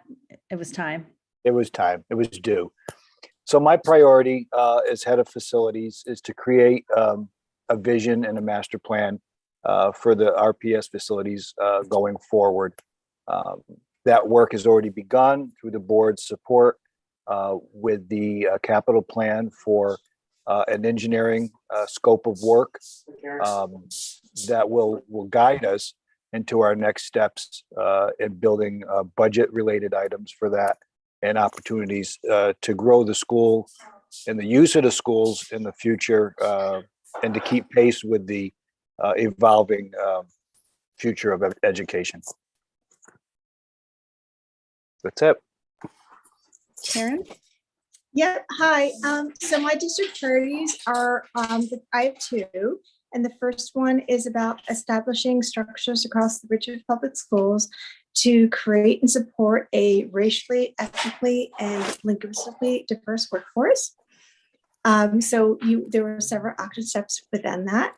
And then our second priority is to enhance the professional growth of our administrators. When we presented this to the Board of Ed in the fall, we have a very strong procedure for our teachers, but we do not have that same structure for our administrators, and we're looking forward to creating that. Thanks, Karen. John? Good evening. For the business department, transportation is a very large expense and it's very complicated. And given the fact that we do have a contract that is ending next year, our priority for the district is to look at the transportation practices to determine if there are any opportunities for cost optimization. We're going to be doing a study. We have done a study to look at opt-out and whether there's any ways that you could change up the routing or save a little money on buses, or look at many different areas within the transportation. Thank you, Dawn. And the last one, community and communication, which is a through line into the board goals, is, it was clear a couple of years ago that it was important that we develop very consistent, broad strokes and also less broad communication tools, and having it be really clear, multiple modalities, and consistent for families so they knew what to expect. It continues to be a priority that is important to us, and we continue again to look at what are our other options and avenues, not only for our RPS families, but the community at large. The second priority is morning care. We realize and recognize that some of our families at the elementary level, especially for those schools that have later start times, struggle with finding morning care in the community. And so that has been a year-long study. We'll actually be planning on presenting to the board later this spring. No different than Corey in some ways with the assured experiences around the content, is how do we ensure that we have assured experiences in accessibility in other areas as well, whether that's our playgrounds, our grounds, so those partnerships with the town, which we're very lucky to have, Parks and Rec, et cetera. So those are those three priorities. And John, can you click? There you go. And so the through line into the board goals, the priorities, and something that's important for us to at least get started on tonight is that master agenda, the one that I asked Rebecca to speak to right before she headed off. And really, those are the topics that we discuss at the board level and also feed into the committee work. So there's definitely on the board agenda, which you'll probably notice if you're newer, if you're seasoned, that we just have to do. Those are the non-negotiables that happen all the time. They happen at certain times of the year. Setting a graduation date, we typically will provide a standardized testing report, all of that. So, that's the work that the board has to attend to, whether we want to or not, the non-negotiables. And then there's the visionary work of the board. And again, as I mentioned before, it can come from committees, and it also can come from the board at large. Click, John. So John is just going to show you what that meeting timeline looks like, just so you can see what you can expect. And it's intended to be fluid in that we can make shifts to the agenda. Sometimes it makes sense to have a topic at a particular time, and other times it doesn't. So you'll notice here, this is the guide that we've been using all year. So in August, for example, we had an update on the high school. We had an update on the safe return plan. We wanted to provide the update for the 18 to 22 in the alternative high school space. And then there's times that we look ahead and we have something scheduled, but it's just not the appropriate time. So like I said, it could be fluid. So John, if you scroll down towards January, there you go. Sorry to make you dizzy there. You'll notice on the 24th, we had our special education presentation. We had our math curriculum resource, and then we have future meetings coming up. Like I said before, we may make shifts across the year because it's not the right time, or we haven't had enough time to study, or we're not quite ready to make that decision on phonics. But it does allow us to look at the remainder of the school year. And then again, we'll be doing this in the summer, next retreat, and saying, okay, what's the plan from September to June? And let's set some opportunities to have an in-depth discussion of how the board agenda can connect again to those Board of Ed goals and the district priorities. So why don't you come off of that, John, for a minute? And we were supposed to do this in person, this structure, so it's going to look a little different. And I just want to be sure that we can at least, in the interest of FOIA and making sure that we don't have an illegal meeting, have some time to actually think about those topics that you saw on the priorities. Perhaps think about things that have come up to you as individual board members from the community, or perhaps just things that you value, and look at. We're going to give you, we have a little bit of a structure here. I actually may have emailed it to you already, and Corey will type into the document as well. But look at those topics that we have. They're right here at the top. And what are the topics that you'd like to see on the board agenda? And then from there, what I'll do with Jonathan and what Margaret and I did last year is we looked at trends and patterns and we said, okay, this is clearly a topic that either the community, the board, is connected to the district priorities that needs to be discussed. That might have been technology, that might have been the phonics curriculum. There were lots of them. And that's actually what set the work for the remainder of the year and the start of this year. So if you can click into your document that we sent to you by email that says collection document, you can see the title there. I can see Rachel's on it and Corey's on it. If you have the opportunity to click into it, and if not, or maybe just in the interest of time, Corey, if you wouldn't mind perhaps just doing some of the typing, and the board can take themselves off with Jonathan with your okay, take themselves off mute. Think about what I just mentioned in terms of the district priorities, things that you value in terms of topics, things what you've heard from the community, and we can literally just type them in here. And then what we'll do is we'll look at patterns, trends, and that will set the stage for future work and also perhaps lean into committee work. So maybe we can do that and we could be efficient and in the next 5 minutes, because I recognize that it's 8 o'clock, maybe in the next 5 minutes. So if you don't mind throwing yourself off of mute or literally typing into the document, either one, if you have it open, and we'll type away. Selena? Mental health issues. I'm sorry, I can't seem to get into the document, so. That's okay, we can type right in. Corey's in there, Tom is in there, that's fine. Mental health. Yes, I agree. And when mental health, really what it means by level, what support do we give? How does this work? Because we talk about at a very high level. I think parents really want to understand what happens at elementary, what happens at middle school, what happens at high school, and what supports, beyond the psychologists or the kids and counselors, how do we support these kids? Well, I didn't hear, I noticed when the high school, they were talking about, a lot of things. I didn't hear anything about in the middle school, I guess, like girls' eating disorders or any of those sorts of relevant mental health issues. And that bothered me so much, I have to admit, like really bothered me. Nothing about social media and mental health issues, none of that. It was a lot of buzzwords that you hear right now that are really popular, but none of the ones that actually girls are suffering from. And I know you have boys, sorry, Tina, but I was just going to say boys suffer through. I have children. I know they do. Yeah, every child has body dysmorphia to a level. And to that point also, sleep also lack of sleep causes depression. I think we should be looking into that. Unfortunately, my bad, I didn't mention, the fact that our high schoolers aren't getting enough sleep. We need to be talking about that. We need to be discussing those issues. So that needs to be on. I think when we do talk about mental health, I don't know how testing does drive to stress. Maybe addressing, I know this year for midterms, we had the therapy dogs and there were avenues available for the children to de-stress, but maybe focusing on that, anxiety disorders, because I think that keeps rising and rising and rising. And it starts much more earlier too. I think it's all connected.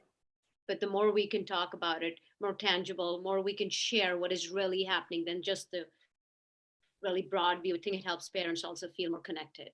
I love what Tom is typing right now too. Alternative paths to college for some students. We're not talking enough about that. That needs to be starred for sure. I think you guys wrote late start school time, and I really think it needs to be the equitable start time, because you're right. It's not just high school, it's across the board. We need to figure out a solution. I think most people. Equitable's better, you're right. Okay, I agree. Don't mean to interrupt you, but I totally agree with Amy. Equitable. Everybody needs to be getting enough sleep, period. Okay, so equitable start time, late school start time, sleep, mental health. We heard some subcategories. Other topics? I think I'd like to we need to really get into the feeder patterns. Yes. And I know that's it's actually tied to a lot of it's tied to the sleep, tied to transportation. So, I think a lot of these are dovetail nicely, but that's gonna get a lot worse before it gets better if we don't start moving on it. Is it feeder patterns or is it middle school capacities? to meet, however, That if we address, yes, middle school capacities, if we address it through feeder patterns, through transportation, through Whatever. building a Well, new this- school, whatever, however we need to address it. I I agree. just- The transportation contracts can be renegotiated next year, correct? Yes, Tina, we'll discuss that at probably an executive session, but we do, our contract is good through next year, and then we have to put out an RFP likely this spring. So we'll start collecting feedback on that shortly. Rachel, did you want to add anything, or are you Yeah, in the? I just wanted to make sure tonight, assume that the possible topics on top we would go into, and this is just more adding to the possible topic category. Yeah, so what we put up on top are the buckets that we already have priorities with right now, Rachel. So if there was so you can go off those as well, but we wanted to at least give you some buckets to start with. But I think many of these fall into those buckets. So and again, these may lift into board agenda topics this year. We may realize that we can't get them all on the agenda, but instead they may ultimately become a district priority next year. That's how we developed actually these priorities. So if you remember, it was our entry plan. It was a lot of the work that happened at the retreat. It was the entry plan. It was the feedback that we received from the Board of Ed during the retreat that clearly had some topics that resonated. That's how we ended up studying mathematics. Again, lots of different, it was a trajectory of resources or information from folks, but yes. Okay, excellent, thank you. Because I really enjoy the curriculum updates, and especially the special education updates as well. They're just, they're very informative, and we want to make sure that all learners are getting the best education possible. So thank you. Amy? Yeah, I'm not exactly sure how to word this, and I'm not exactly sure how we do this or whatever, but going through the budget right now, I know that you're sort of asking for what we need right now, but I think it would get the community really excited if we could see some sort of vision of what programs you would or what you would love to do in a year or 2 or 3 or 5, like long-term innovative visions that you might have that we're trying to work towards and move in a direction. And I'd also love to talk about elementary school languages. So I think you'll hear more about that, Amy, from the Forward Thinking Committee. We've worked to, at the end of each presentation that we've provided our board this year, to include that innovation part. But I do think that I recognize what you're saying is if we can connect it to how the future budgets how it may influence future budgets, I do think that we can rally and excite people about the work that's to come. But I do think that the board will hear more through the Forward Thinking Committee, hopefully this spring.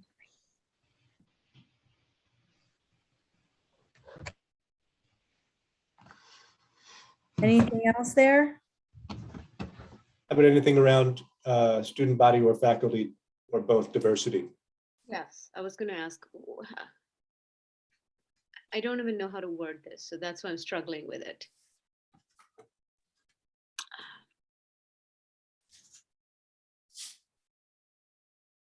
That's okay. Corey is typing it in. Yeah, that's perfect. Thank you, Corey.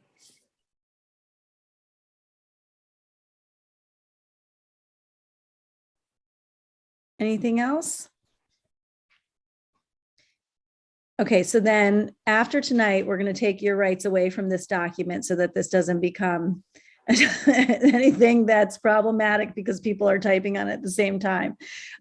We learned that we can't use a Google Doc offline. So we will take this. I'll connect with Jonathan, in the coming weeks, and we'll identify where these fit, where do we see common themes, common patterns, and where they fit on the board agenda.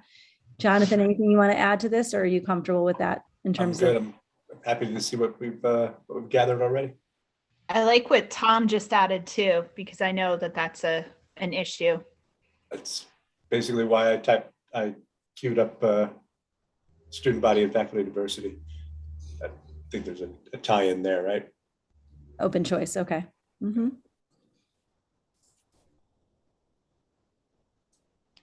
All right, so this wasn't exactly the way we envisioned the process in person, but I think this worked by way of Zoom, okay? So we will transition now, Jonathan. Our last topic that we had planned for today was public comment. That came up at a couple board meetings from our board on whether or not we were, hearing from the public in a way that was appropriate. And I think we heard from Bob and Rebecca tonight on public comment and its purpose. I don't know if we want to add or if there's anything we want to consider here.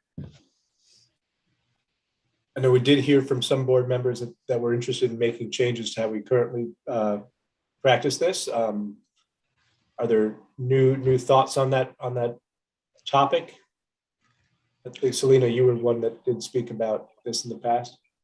I think we do a disservice to parents, especially parents who have younger children, having the comments later. I mean, we should have them at the beginning. It's just not fair making parents wait so long. I think about like having a meeting like we had last night, and when my children were younger, they're so close in age, it would have been so hard for me. I know it's tough for parents. We should at least do that for them.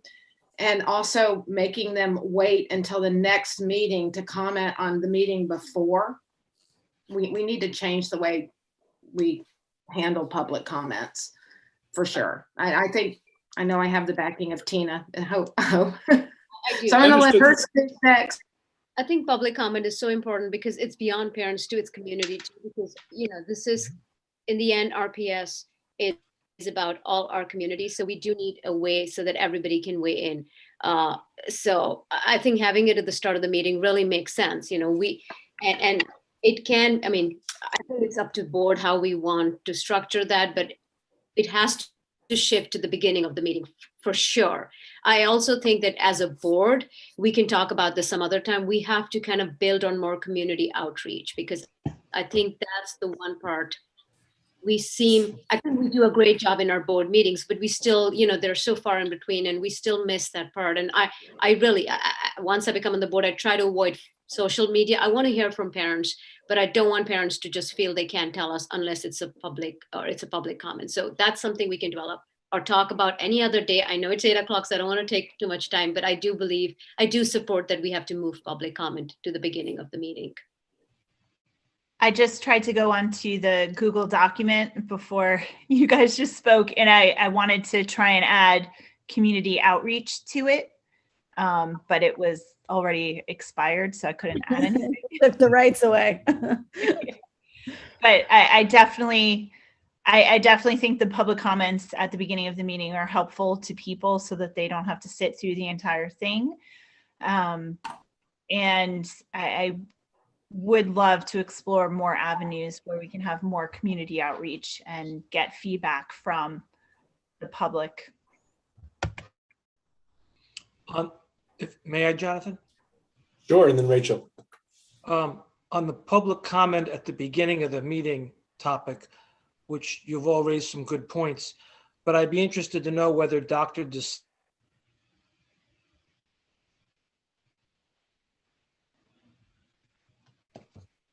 Tom, we lost you, but I think you wanted my opinion. I think so too. And if you did, I recognize the challenges that Selena and Tina brought up.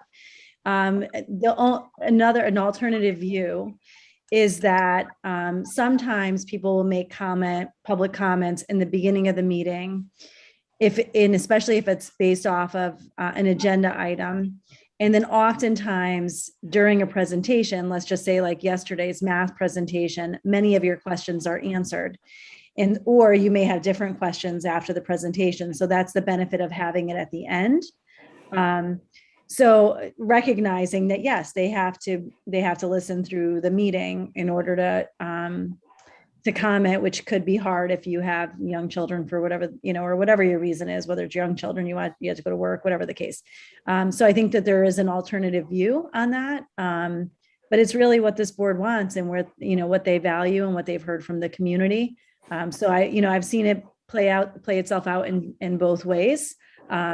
oftentimes if the topic, in particular, if the topic is one that I think ignites a lot of emotion, then it can be better served at the end, because a lot of the questions can be answered. A lot of the discussion can help calm folks, but it just depends, I guess. Any other thoughts on the topic? Okay. I'm actually of that school of thought that Dr. De Silva just illuminated, because that actually is a relatively recent change for us. I think prior to a year ago, we did have public comment at the beginning, and that was the experience then. It was people would ask about the math curriculum, and so there would be 30 minutes of comment about the math curriculum, and every single question was answered in the presentation following that. That being said, I think just the environment in which we're working has changed over the last year and a half or so. And I think that having public comment at the beginning does give people the opportunity to have their voices heard. And even if they're just expressing an opinion about, even if it's from the prior meeting, it does give them the opportunity to be heard. And again, back to Selena and Tina's point, having it at the beginning would allow, perhaps give more people the opportunity to comment. Rachel, you had wanted to say something earlier. I think having it in the beginning of the meeting is good for timing, because at least then parents will know the time in which public comment is. Sometimes our meetings go later, sometimes they end earlier. I think, to Ken's point, that the times have changed. If I captured, Ken, what you were just talking about. And, I think people just want to be heard, and having that opportunity in the beginning, I think, would give them that. I also understand that in prior years that it might have been better to have it at the end, because then, just as you're describing, right, if people have questions, or if it draws a strong emotion, those questions might be answered throughout the meeting. So I definitely understand that point. But I think in our community now, they're looking for more engagement, they're looking for more involvement, and in the beginning, it would give them that. And then on the engagement piece, I did really like and have an idea similar to what Bob brought up about having students at Board of Education meetings, and maybe possibly having that like every other month. I was thinking more about discipline, like having a child come and show us an art piece that they've done, or a poem that they've written, or a STEM project that they have done. That way the community can see into our budget and visualize, contextualize the dollars. So. Thanks. I know some districts do have 2 periods of public comment in the meetings. They have up to 30 minutes at the beginning of a meeting, and then an additional period at the end for anybody that did not get a chance to speak before the board business took place. Is that something that's interesting to anyone? I was just going to suggest that, Jonathan. I was looking into that. I think that's a fair compromise, because even if and this is something you can even do in your chair report. Let's say you give them 30 minutes, and then you can say some of the questions that were raised will be addressed during the meeting, depending on the agenda. And then let's just say if it's not, they can have the end of the meeting after the whole meeting's done, and you give them X amount of time, 15 minutes, whatever the board decides. And that way everybody's had an opportunity both ways. So we're covering both sides. And I think I go back to Ken's point, and I totally understand Dr. De Silva's point too, but we're trying to give an opportunity for our parents to be part of this. We do represent our community, and we want to do our best that we give them as much opportunity to be part of this conversation. And of course, and we all understand COVID has stressed everyone to nth degrees. So whatever we can do as a board collectively to help give them that voice, I think it helps us now. And of course we can address this, once we go back to 5 months, 6 times, hopefully COVID is all done and life's back to normal. I'm told, knock on wood, cross my fingers, whatever. we can address this, but I do think the more I talk, I really talk to a lot of parents. I think it's a constant theme that goes on, that they really want their voice heard, even if it's for 10, even if it's for saying, I'm concerned about testing, it could be 10 seconds. But I like your idea, limiting it for X amount in the beginning and then in the end. And this way it's, we can somewhat limit the timing too. We're not sitting for 6 hours listening to people. I really appreciate that idea. I support that. Amy? Yeah, I think, Selena brought up the point that, oh, you have young kids, it might be hard to have your comments later. For me, with my kids, it was actually easier for me to have my comments later. So I think no matter what your particular situation is, one time might be better than the other.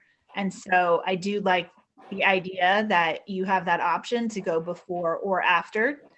And I'm just wondering, is it possible for someone who can't, or children or whatever it is, or they're just afraid to speak publicly, is it possible for people to write us an email that they want to have read in its entirety publicly?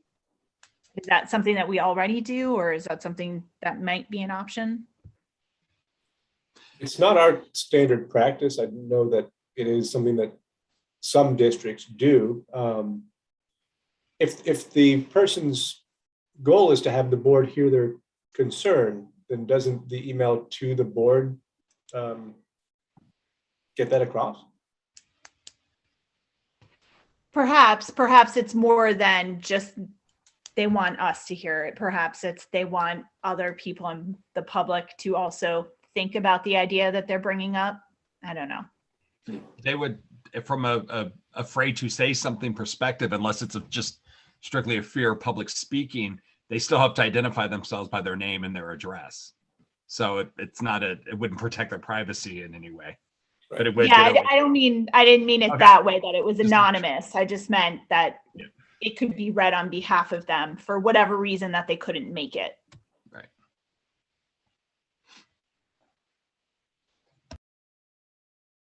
Anybody else?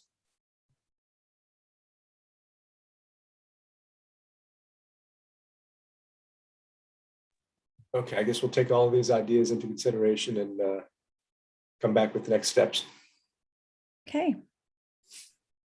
Well, Jonathan, to that point, what would next steps be? Would we just come to a board meeting? Would you come to a board meeting with a proposal? Would we? Yeah, I wouldn't start an email question and answer with everybody. That would be a foilable. Exactly. I guess I'll come with a recommendation to the next board meeting. Okay. Perfect. Thank you. All right, in the spirit of next steps. So from this point forward, like I said, we have, Jonathan and I have the topics. We'll look at those. We'll look at the remaining board meetings of the year. I would encourage the committees to consider those as well, and some of the topics that were brought up as you create goals for the committee for the year. I know that some of you are just getting started. Strategic planning is just getting started. Curriculum, I think, is having their first one coming up. So that's an opportunity as well, is to try to connect that through line between the topics that were just raised, the district priorities, and the board goals. So I think that brings us to an end, about 22 minutes over, but not too bad. Not bad at all. Thank you, everybody. Hopefully you enjoyed your first retreat, albeit virtual. The dinner was good. It's not the same as in person. Cheryl still hasn't delivered yet, so I'm still waiting for dinner. I'm still waiting. Waiting for a bear burger. Corey definitely is waiting for a bear burger. She was thinking about it all day. But for a virtual retreat, I think this was quite fruitful. I appreciate everybody's participation, and I hope you all got something out of it as well.